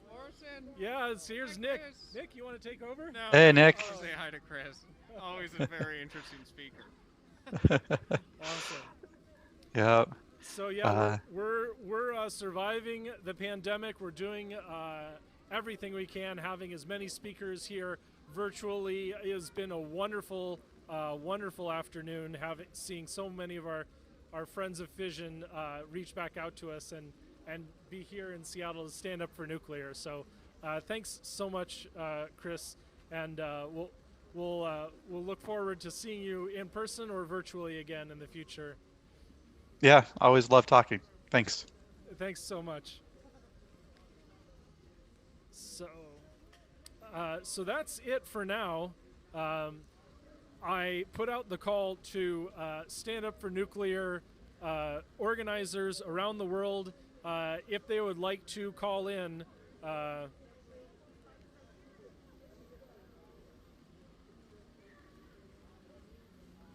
and so there it is. Now is your time to call organizers around the world. I sent out a Zoom link, and I'm going to send one to Gabe Ignetti as well. Might be a good person to call in if he has the time. And but otherwise, it'll just be me. We're here holding it down, downtown Seattle, standing up for nuclear. It got a little bit interesting. We've got some emergency vehicles, but still a lot of families around. We've got Eugene being a champ with the the canvas sign behind me, and oh, there's Chris is still here. So yeah, you're welcome to hang out, Chris. You can also watch on YouTube if you look up the Seattle Friends of Fission on YouTube. You'll be able to check it out there without stepping in or without necessarily having to use Zoom. As well, that'll be recorded. So happy to. I'm getting a lot of stares, but it's just me talking to the internet. How's it going? How's your Stand Up for Nuclear been? Good. Awesome. Gene's voice carries across the street every time he opens his mouth. Everybody across the street is like, what's going on? So our volunteer Eugene is tremendous. He's like a carnival barker, and so he's been shouting across the street, standing up for nuclear, and doing wonders with that canvas sign, like a $5 sign and a $20 pole. You can do that too. It just takes a little bit of paint and a little bit of effort and a lot of heart. And so we're here, Seattle, Washington, supporting our great clean energy source. Columbia Generating Station provides about 8% of the state's energy and is owned by 27 public utility districts. And so we've got this wonderful publicly owned nuclear plant that we are able to gain the benefits of many, many years after its construction. We're 40, almost, I think we're like 46 or so years past its construction. So every bit of power that comes out of that plant is virtually CO2 free. I did some calculations. It's between a quarter of a gram and 2 grams per kilowatt hour, depending on how you check the sources. But it's incredibly low carbon. It's lower carbon than anything else. What's this? Oh, I'm good. Thank you. So taking a coffee order for me. Thank you so much. I don't mind letting the stream in because I got no content. So, but yeah, I'll take a latte actually. Thank you so much. Yeah, our volunteers, Paul and Brian are still here. Lila, who talked about her time with an experimental reactor, is here as well. Look, the rain's kicking in, and so understandably, we've got a few people ready to retreat, but we've got this great tent. I'm staying dry, my equipment's staying dry, and I'm just going to keep talking until Scott Montgomery is able to join us at 2 p.m. So I'm looking forward to hearing from Scott whenever he's able to make it. I think he said he was going to. Oh, and also Gabe Ignetti might be calling in. So any moment now we'll hear from Gabe Ignetti. He's the president of the Eco-Modernist Society of North America, and we've got a great petition. Maybe I'll share that petition with you, just to have a little bit of something to talk about.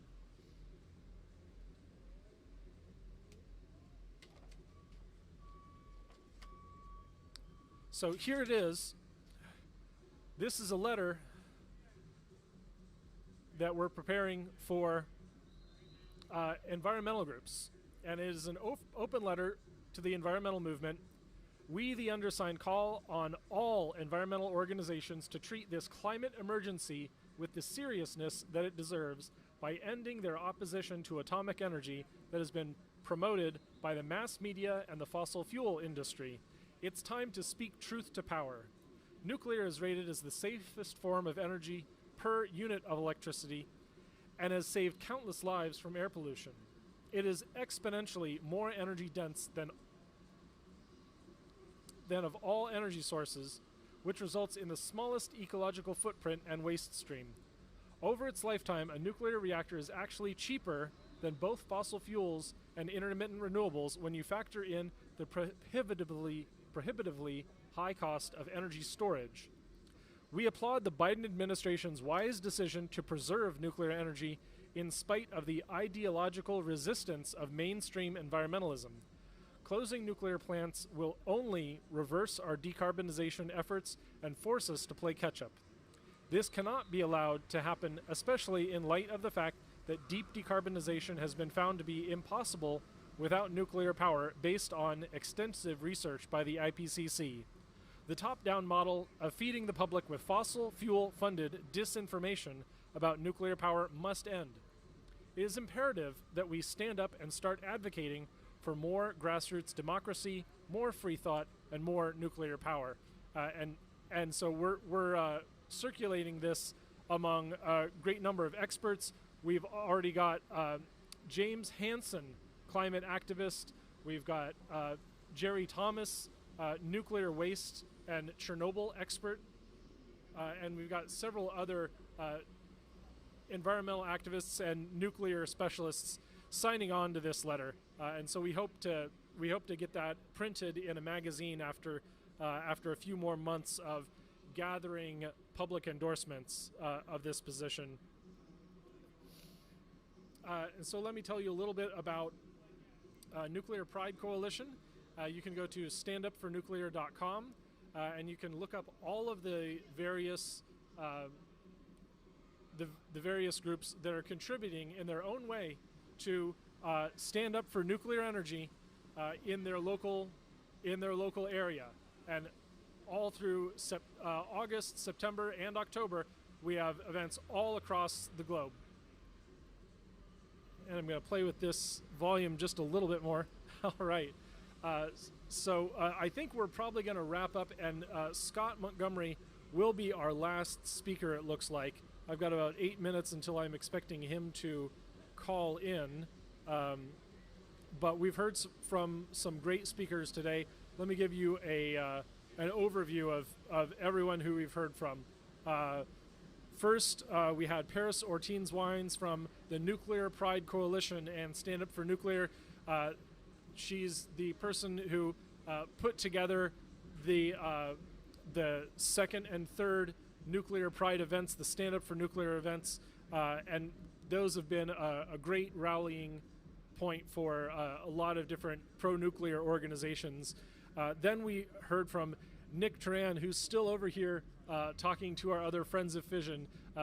Nick works on the great nuclear technology company TerraPower.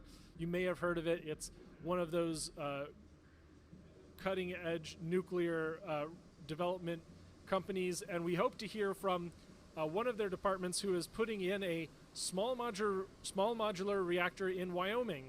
In some coal town there is losing coal but gaining nuclear, and so all the jobs are staying. In fact, they might even grow their economy with the investment in nuclear energy. Then we heard from Jim Conca, contributor to Forbes and expert in nuclear waste. Really great talk from Jim. We learned a lot about Washington's electricity mix and our opportunities to decarbonize. Then we heard from Steve Verhey. He's the chair of the Washington Environment and Mountain Caucus. And we learned quite a bit about just the power of reaching out to your local representatives, your city leaders, and telling them about the challenges of energy use and the challenge of nuclear and the solution that nuclear power could be to those challenges. He told us about the policy struggles that the Washington State Democrats goes through, and the great revolution of the national Democrats. The DNC has gone in favor of nuclear for the first time ever, and so that's certainly a thing to celebrate. Next, we heard from Cannon Bryan. He is the CFO at Terrestrial Energy, and he told us about their focus, or his focus currently, on synfuels and the use of nuclear energy in load following to produce synfuels. Synfuels are going to fill in that last gap, that last thing that we can't possibly decarbonize: air travel, long-haul vehicle operation. These things all need some kind of high-density fuel that's 12 kilowatts per kilogram. Batteries produce less than 250 kilowatt or watts per kilogram. That is a tiny fraction. That is less than 100th. And I don't think that batteries will ever be more than 10% as energy dense as chemical fuels. And so we definitely need to work on synthetic fuels, on taking carbon dioxide out of the atmosphere or out of our oceans in order to produce synthetic fuels to decarbonize, or at least make those industries carbon neutral. Next, we heard from Dr. Jim Boncella. He's the professor of chemistry and director at the WSU-PNNL Nuclear Science and Technology Institute. Great. So I see Scott Montgomery is checking in, and I'm going to give him just as much time as he needs, because we are down to the end of our event. And so, Scott, hope you're doing well. You're coming in hot and live to the internet already. We've had a great marathon session here at Stand Up for Nuclear, and I'm really glad to see you. It's been a while since I've talked exclusively without sources, but I hope I kept you entertained for just a moment. I can see you now. I am here. Great, and we can hear you. And Good. Unfortunately, the rain has driven away the crowds, but we're still hanging in there. We've got a few diehards. You can see behind me. We're standing up for nuclear. We've got the signs. We've got all sorts of handouts. We've got a petition for the environmental movement to stop their ban on atomic power, stop their reticence to support atomic power. So as soon as you're ready, Scott, it's great to see you. And I guess I should introduce you. Scott Montgomery is I think you're associate professor at the Jackson School of International Studies at University of Washington? Yes, I'm an affiliate faculty, actually. So go ahead and what's your thoughts on this Stand Up for Nuclear, and what are your thoughts on how we're going to decarbonize Washington State? Okay, so let's talk a little bit about the global context for nuclear, if that's all right, because it's a good place to start, because it is the place that we end up when we're talking about climate change. And when we talk about nuclear in the US, we usually don't think about the rest of the world. Of course, that's true for many things in the US, but so the context for nuclear power globally is not just climate change. It's a major change, a shift from the Western countries, wealthy, advanced countries, to the East in terms of who demands the most energy and who consumes the most. So for 200 years, the US and Europe were the controllers of the expansion and the development of modern energy. They were the source of the greatest demand for that. Since 2010, that has shifted to Asia. So you have a long period of the modern era, which is over, and a new period, which has just been born. This is extremely important because the decisions made in Asia will determine the future of global energy more than the decisions that are made about energy use in the West. This is not generally talked about, but it is extraordinarily important for every energy source. I would say especially nuclear, but also some of the fossil fuels. Most people have heard by now that electricity is the future. Whether it's the entire future or whether it is a major portion of the future is still a subject of blood feuds. My own position is that it'll be a major source, but not the only source. I would caution people to avoid being too simplistic and looking for single answers to very complex questions. But this is not a sermon. This is more informational. So now in terms of where this matches or meets up with climate change, it means that non-carbon power is the future. That is the drive by the global community, most of the global community, to very different degrees, but non-carbon power. Now, people call it clean and green. Those are hygienic terms. Those are moral terms. In a strictly scientific, on a strictly scientific or engineering basis, you would say it's non-carbon power that you want. And so that makes things a little bit easier, a little bit simpler, and actually puts nuclear in the same category as what are supposed to be our best friends, which are renewables, particularly solar and wind. The focus on those today is very upsetting, not just from the point of view of nuclear aficionados, but from the point of view of what you get out of them. They are the weakest sources we have produced in the modern era. They are extraordinarily weak, and they are unreliable because they are intermittent. And that is not going to be solved by large-scale storage anytime soon. But people like them. And this is important.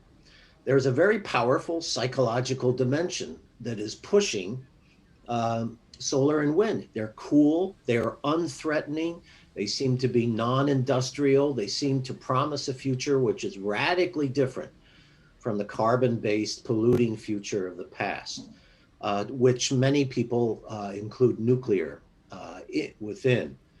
So there's a very deep, very important psychological dimension to consider. Now, nuclear power seems to be the opposite of these sources, and in many ways it is. It's extraordinarily massive in the amount of electricity that it produces per unit land area. Or if it does succeed, certain countries like China and Russia do succeed in placing it offshore and floating nuclear power plants, which are being built now, then unit area in terms of the ocean surface as well. They produce massive amounts of electricity, and it's on 24/7, except of course when they have to refuel or when there are times of maintenance. But that's true for every single source, including solar and wind. They have a very small environmental footprint because of that. So a very large solar facility in Southern California, the Ivanpah. Yes, green nuclear, absolutely. But I would say green, clean, yes, you can use those terms, but non-carbon is really probably the best term to use. But yes, we'll accept green for now, especially in the Emerald City, right? Absolutely, absolutely. So nuclear power plant in a town called Oi, Japan, is 450 acres. It generates almost 5 gigawatts of power. The Ivanpah solar facility, which is a solar thermal facility, so pretty advanced and meant to be utility scale, in the Mojave Desert is about 3,800 acres and generates less than a seventh of the amount of power. And that's only, that varies from day to day, week to week. Whereas the OE plant has been doing this, providing that amount of power for 3 decades. So the other aspect of this is that nuclear has a very small mining footprint, okay? Solar and wind demand rare earth metals and a number of others as well. Nuclear demands steel and copper and a few other important metals as well, but these are in great abundance. So the overall mining footprint is actually quite a bit smaller. They are more reliable, and we are seeing this right now to emphasize this. In fact, who's seen it the most is Texas and Louisiana and Mississippi because of the hurricanes. Nuclear is the only source that has remained online throughout the hurricanes. And we're talking about Ida and Nicholas that have flooded those areas very badly, with more than 1 million people offline during the Ida floods. Nuclear stayed on in Mississippi, Louisiana, and Texas during that entire period. But the natural gas, and as you might imagine, some of the wind that was there had to shut down because the winds were so powerful. Solar and wind are weather dependent. They are not going to give you power in a hurricane. And they are more vulnerable that way, whereas nuclear plants are built to withstand the direct impact of a plane. They will not shut down. Okay, so they are reliable. They have a small mining environmental footprint. They produce a massive amounts of power, and they are very long-lived. This is very crucial about the waste issue. Solar and wind will not last longer than a single generation. Wind turbines that were built in the early 2000s are already being taken down and creating large amounts of waste. Some of the steel, of course, is recyclable, but not the fiberglass and not the rotors. Now that will change. That will improve. With solar, it's a much different situation. There are mounds of toxic chemical waste that has come to bear.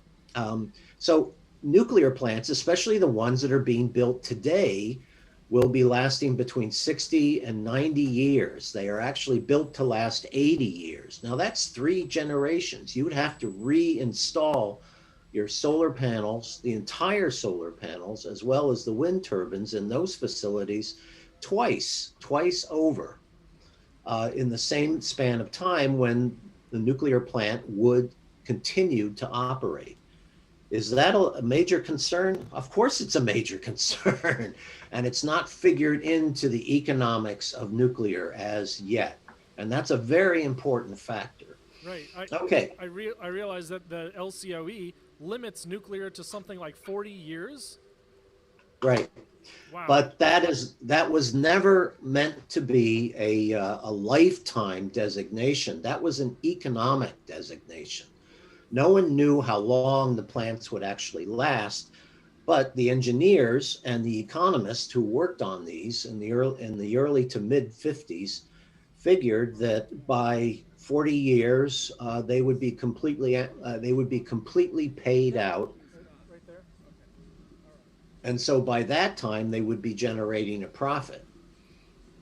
But the 40 years has nothing to do, absolutely nothing to do with any predictions or any forecasts for how long the plant might actually generate electricity. This is poorly understood by the mass media, not only in the United States, but worldwide. We hear this again and again, aging nuclear plants. The average age is in the 40s now, or in the in the 40s. Well, that's irrelevant. They've been upgraded, they've been improved in the meantime. So this is what happens to all major facilities. They don't just stay as they were originally built. So there's a kind of enforced ignorance there, which is really unfortunate and very much confined to the nuclear technology. Right. Okay, so go ahead, Carl. I was going to say it's literally a ship of Theseus. It is. We just had another turbine rotor replaced at Columbia, and the complaint of recycling wind, folks will always say, yeah, well, they can rebuild on those concrete pads. Well, if those pads were engineered to the same degree that we engineer nuclear concrete, they absolutely would be replaceable. We could have ship of Theseus windmills if only we weren't constantly pushing the envelope with windmill height, with a technology, and every time we increase windmill height, that's a new concrete pad. So nuclear energy is at the biggest scale it's probably ever going to get at 1.2, 1.6 gigawatt. I don't think we're going to get very much bigger than that. So these can be replaced forever until there's something wrong in that concrete structure. And then just move it right next door. Yeah, it's true. And those plants will generate more power than a wind turbine that is as tall or taller than the Eiffel Tower. I mean, it's very interesting that as nuclear gets smaller, the wind has to get larger and higher and bigger and use more material and be more and more expensive that way. Whereas nuclear is becoming more flexible and more variable in the sizes and therefore more adaptable to different areas of the world, wind is actually becoming larger and less maneuverable in a sense. Now, I'm not arguing against the use of wind power or solar power. I do believe that they are essential going forward, but they are not going to power the world anytime soon, or perhaps anytime. But let's go ahead a little bit. I wanted to cover a few other things before turning it over to any questions. So given the advantages that nuclear has, it is really the best technology that humans have created in the modern era for non-carbon power, to power cities and mega cities, as well as huge industrial parks, as well as entire grid systems. There is no large grid system in the world today that is powered by solar and wind alone. That's not possible yet. And this comes after $4.5 trillion of investment in those two technologies since 2001. That's a lot of money. Now, they had to be brought up to speed, and now they are in the sense of becoming a vital source in a number of parts around the world. And that's a major accomplishment. But it did take $4.5 trillion. If that money had been shared with nuclear, our emissions would be enormously smaller than they are worldwide. Unfortunately, the discussion today in the US, and this includes the Biden plan to a significant degree, is just that we maintain what we have.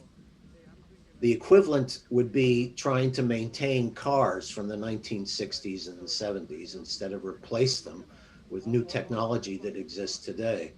What we need is for the government to really step up again, as it did in the very beginning of the industry, and help support directly, as it has with renewables, the nuclear industry, to fund it, to give it value for the non-carbon power that it produces, and its reliability, and its environmental safety.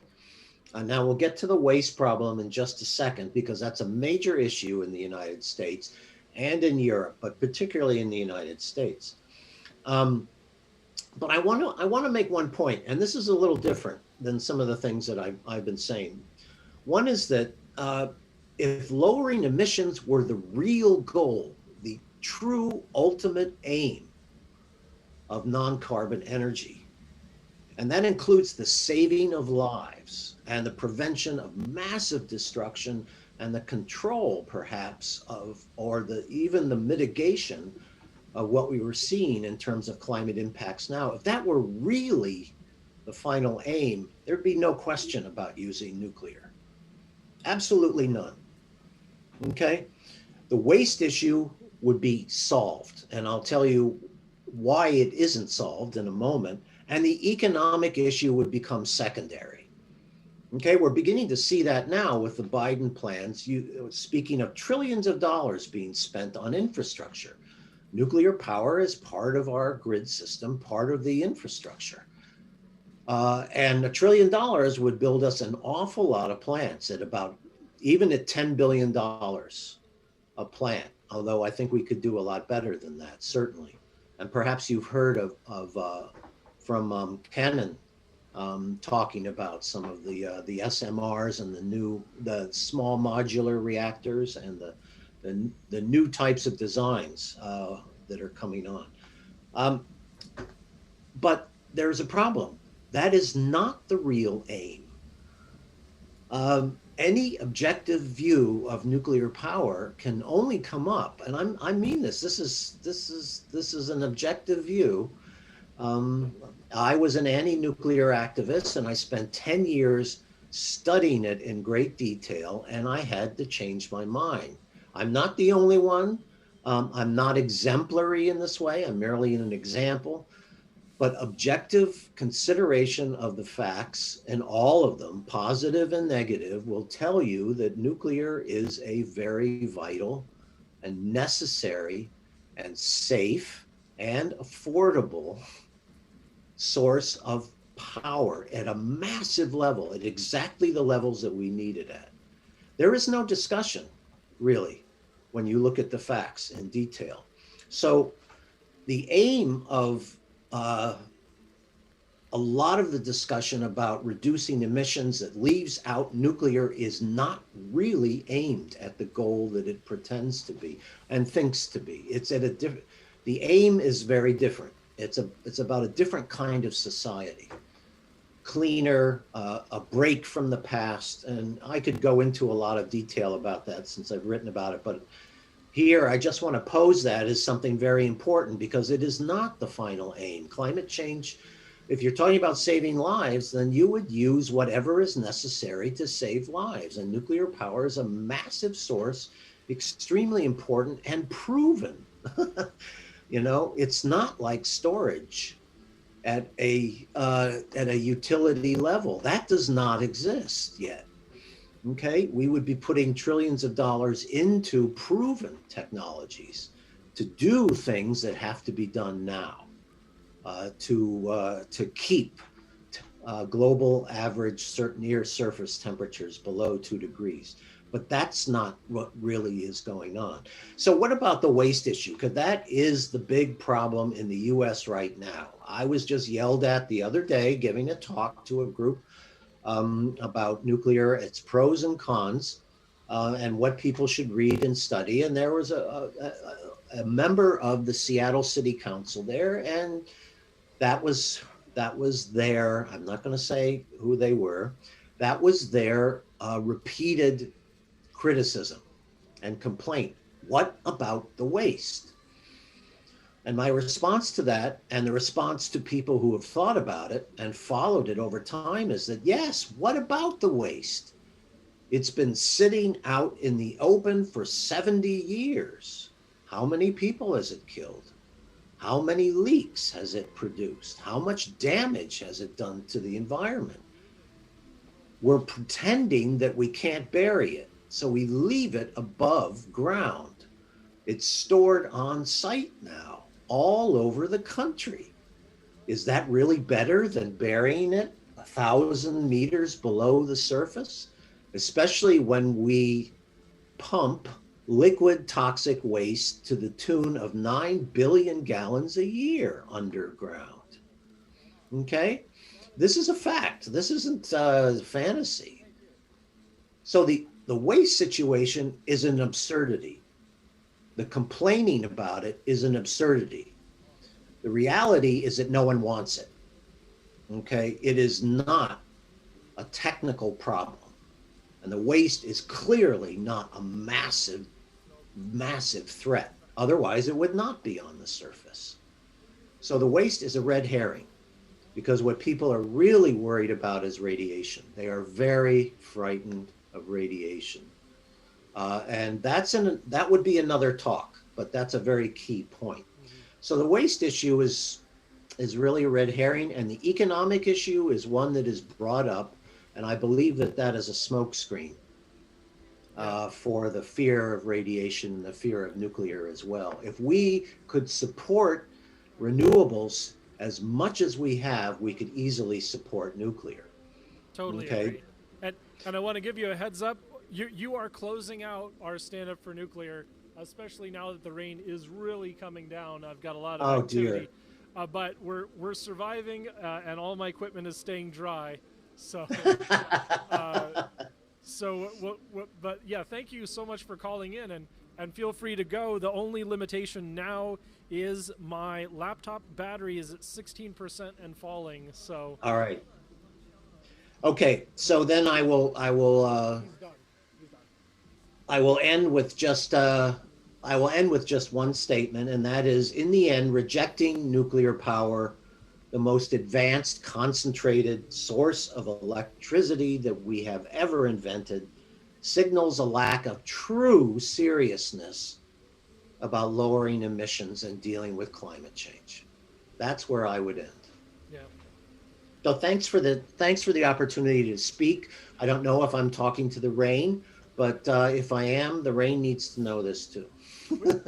We've got several supporters still here. We've got Eugene, Lila, Kurt. I think Nick is. Oh, Nick is doing his darndest with that canvas sign. He's preaching to the traffic, and so that was the biggest benefit. I think we had like 4 people on the corner of Pike and Fourth at one point. It was fantastic. We talked to a few people at our table, but mostly just being out here. Part of the mission of showing this alternative to the wishful thinking that our energy system could come only from the sun and the wind, and really talking to people about that alternative, the idea that there is this fantastically dense material that was this star stuff that was given to us by the universe, and here we're trying to use it, and we're trying to use it to eliminate fossil fuels. And so that's our stand up for nuclear. And thanks, Scott. We're gonna close out the stream now with that. Thank you so much, everyone, for supporting nuclear energy. Talk to your representatives, talk to your city councils, talk to anyone who will listen. We need all clean energy sources. We need all non-emitting energy sources to solve this problem of climate change. Yes. Right. And now the wind is really picking up, so I'm definitely All gonna right, go. Carl. Thank you. So long. Bye. I'll see you around. Bye. All right.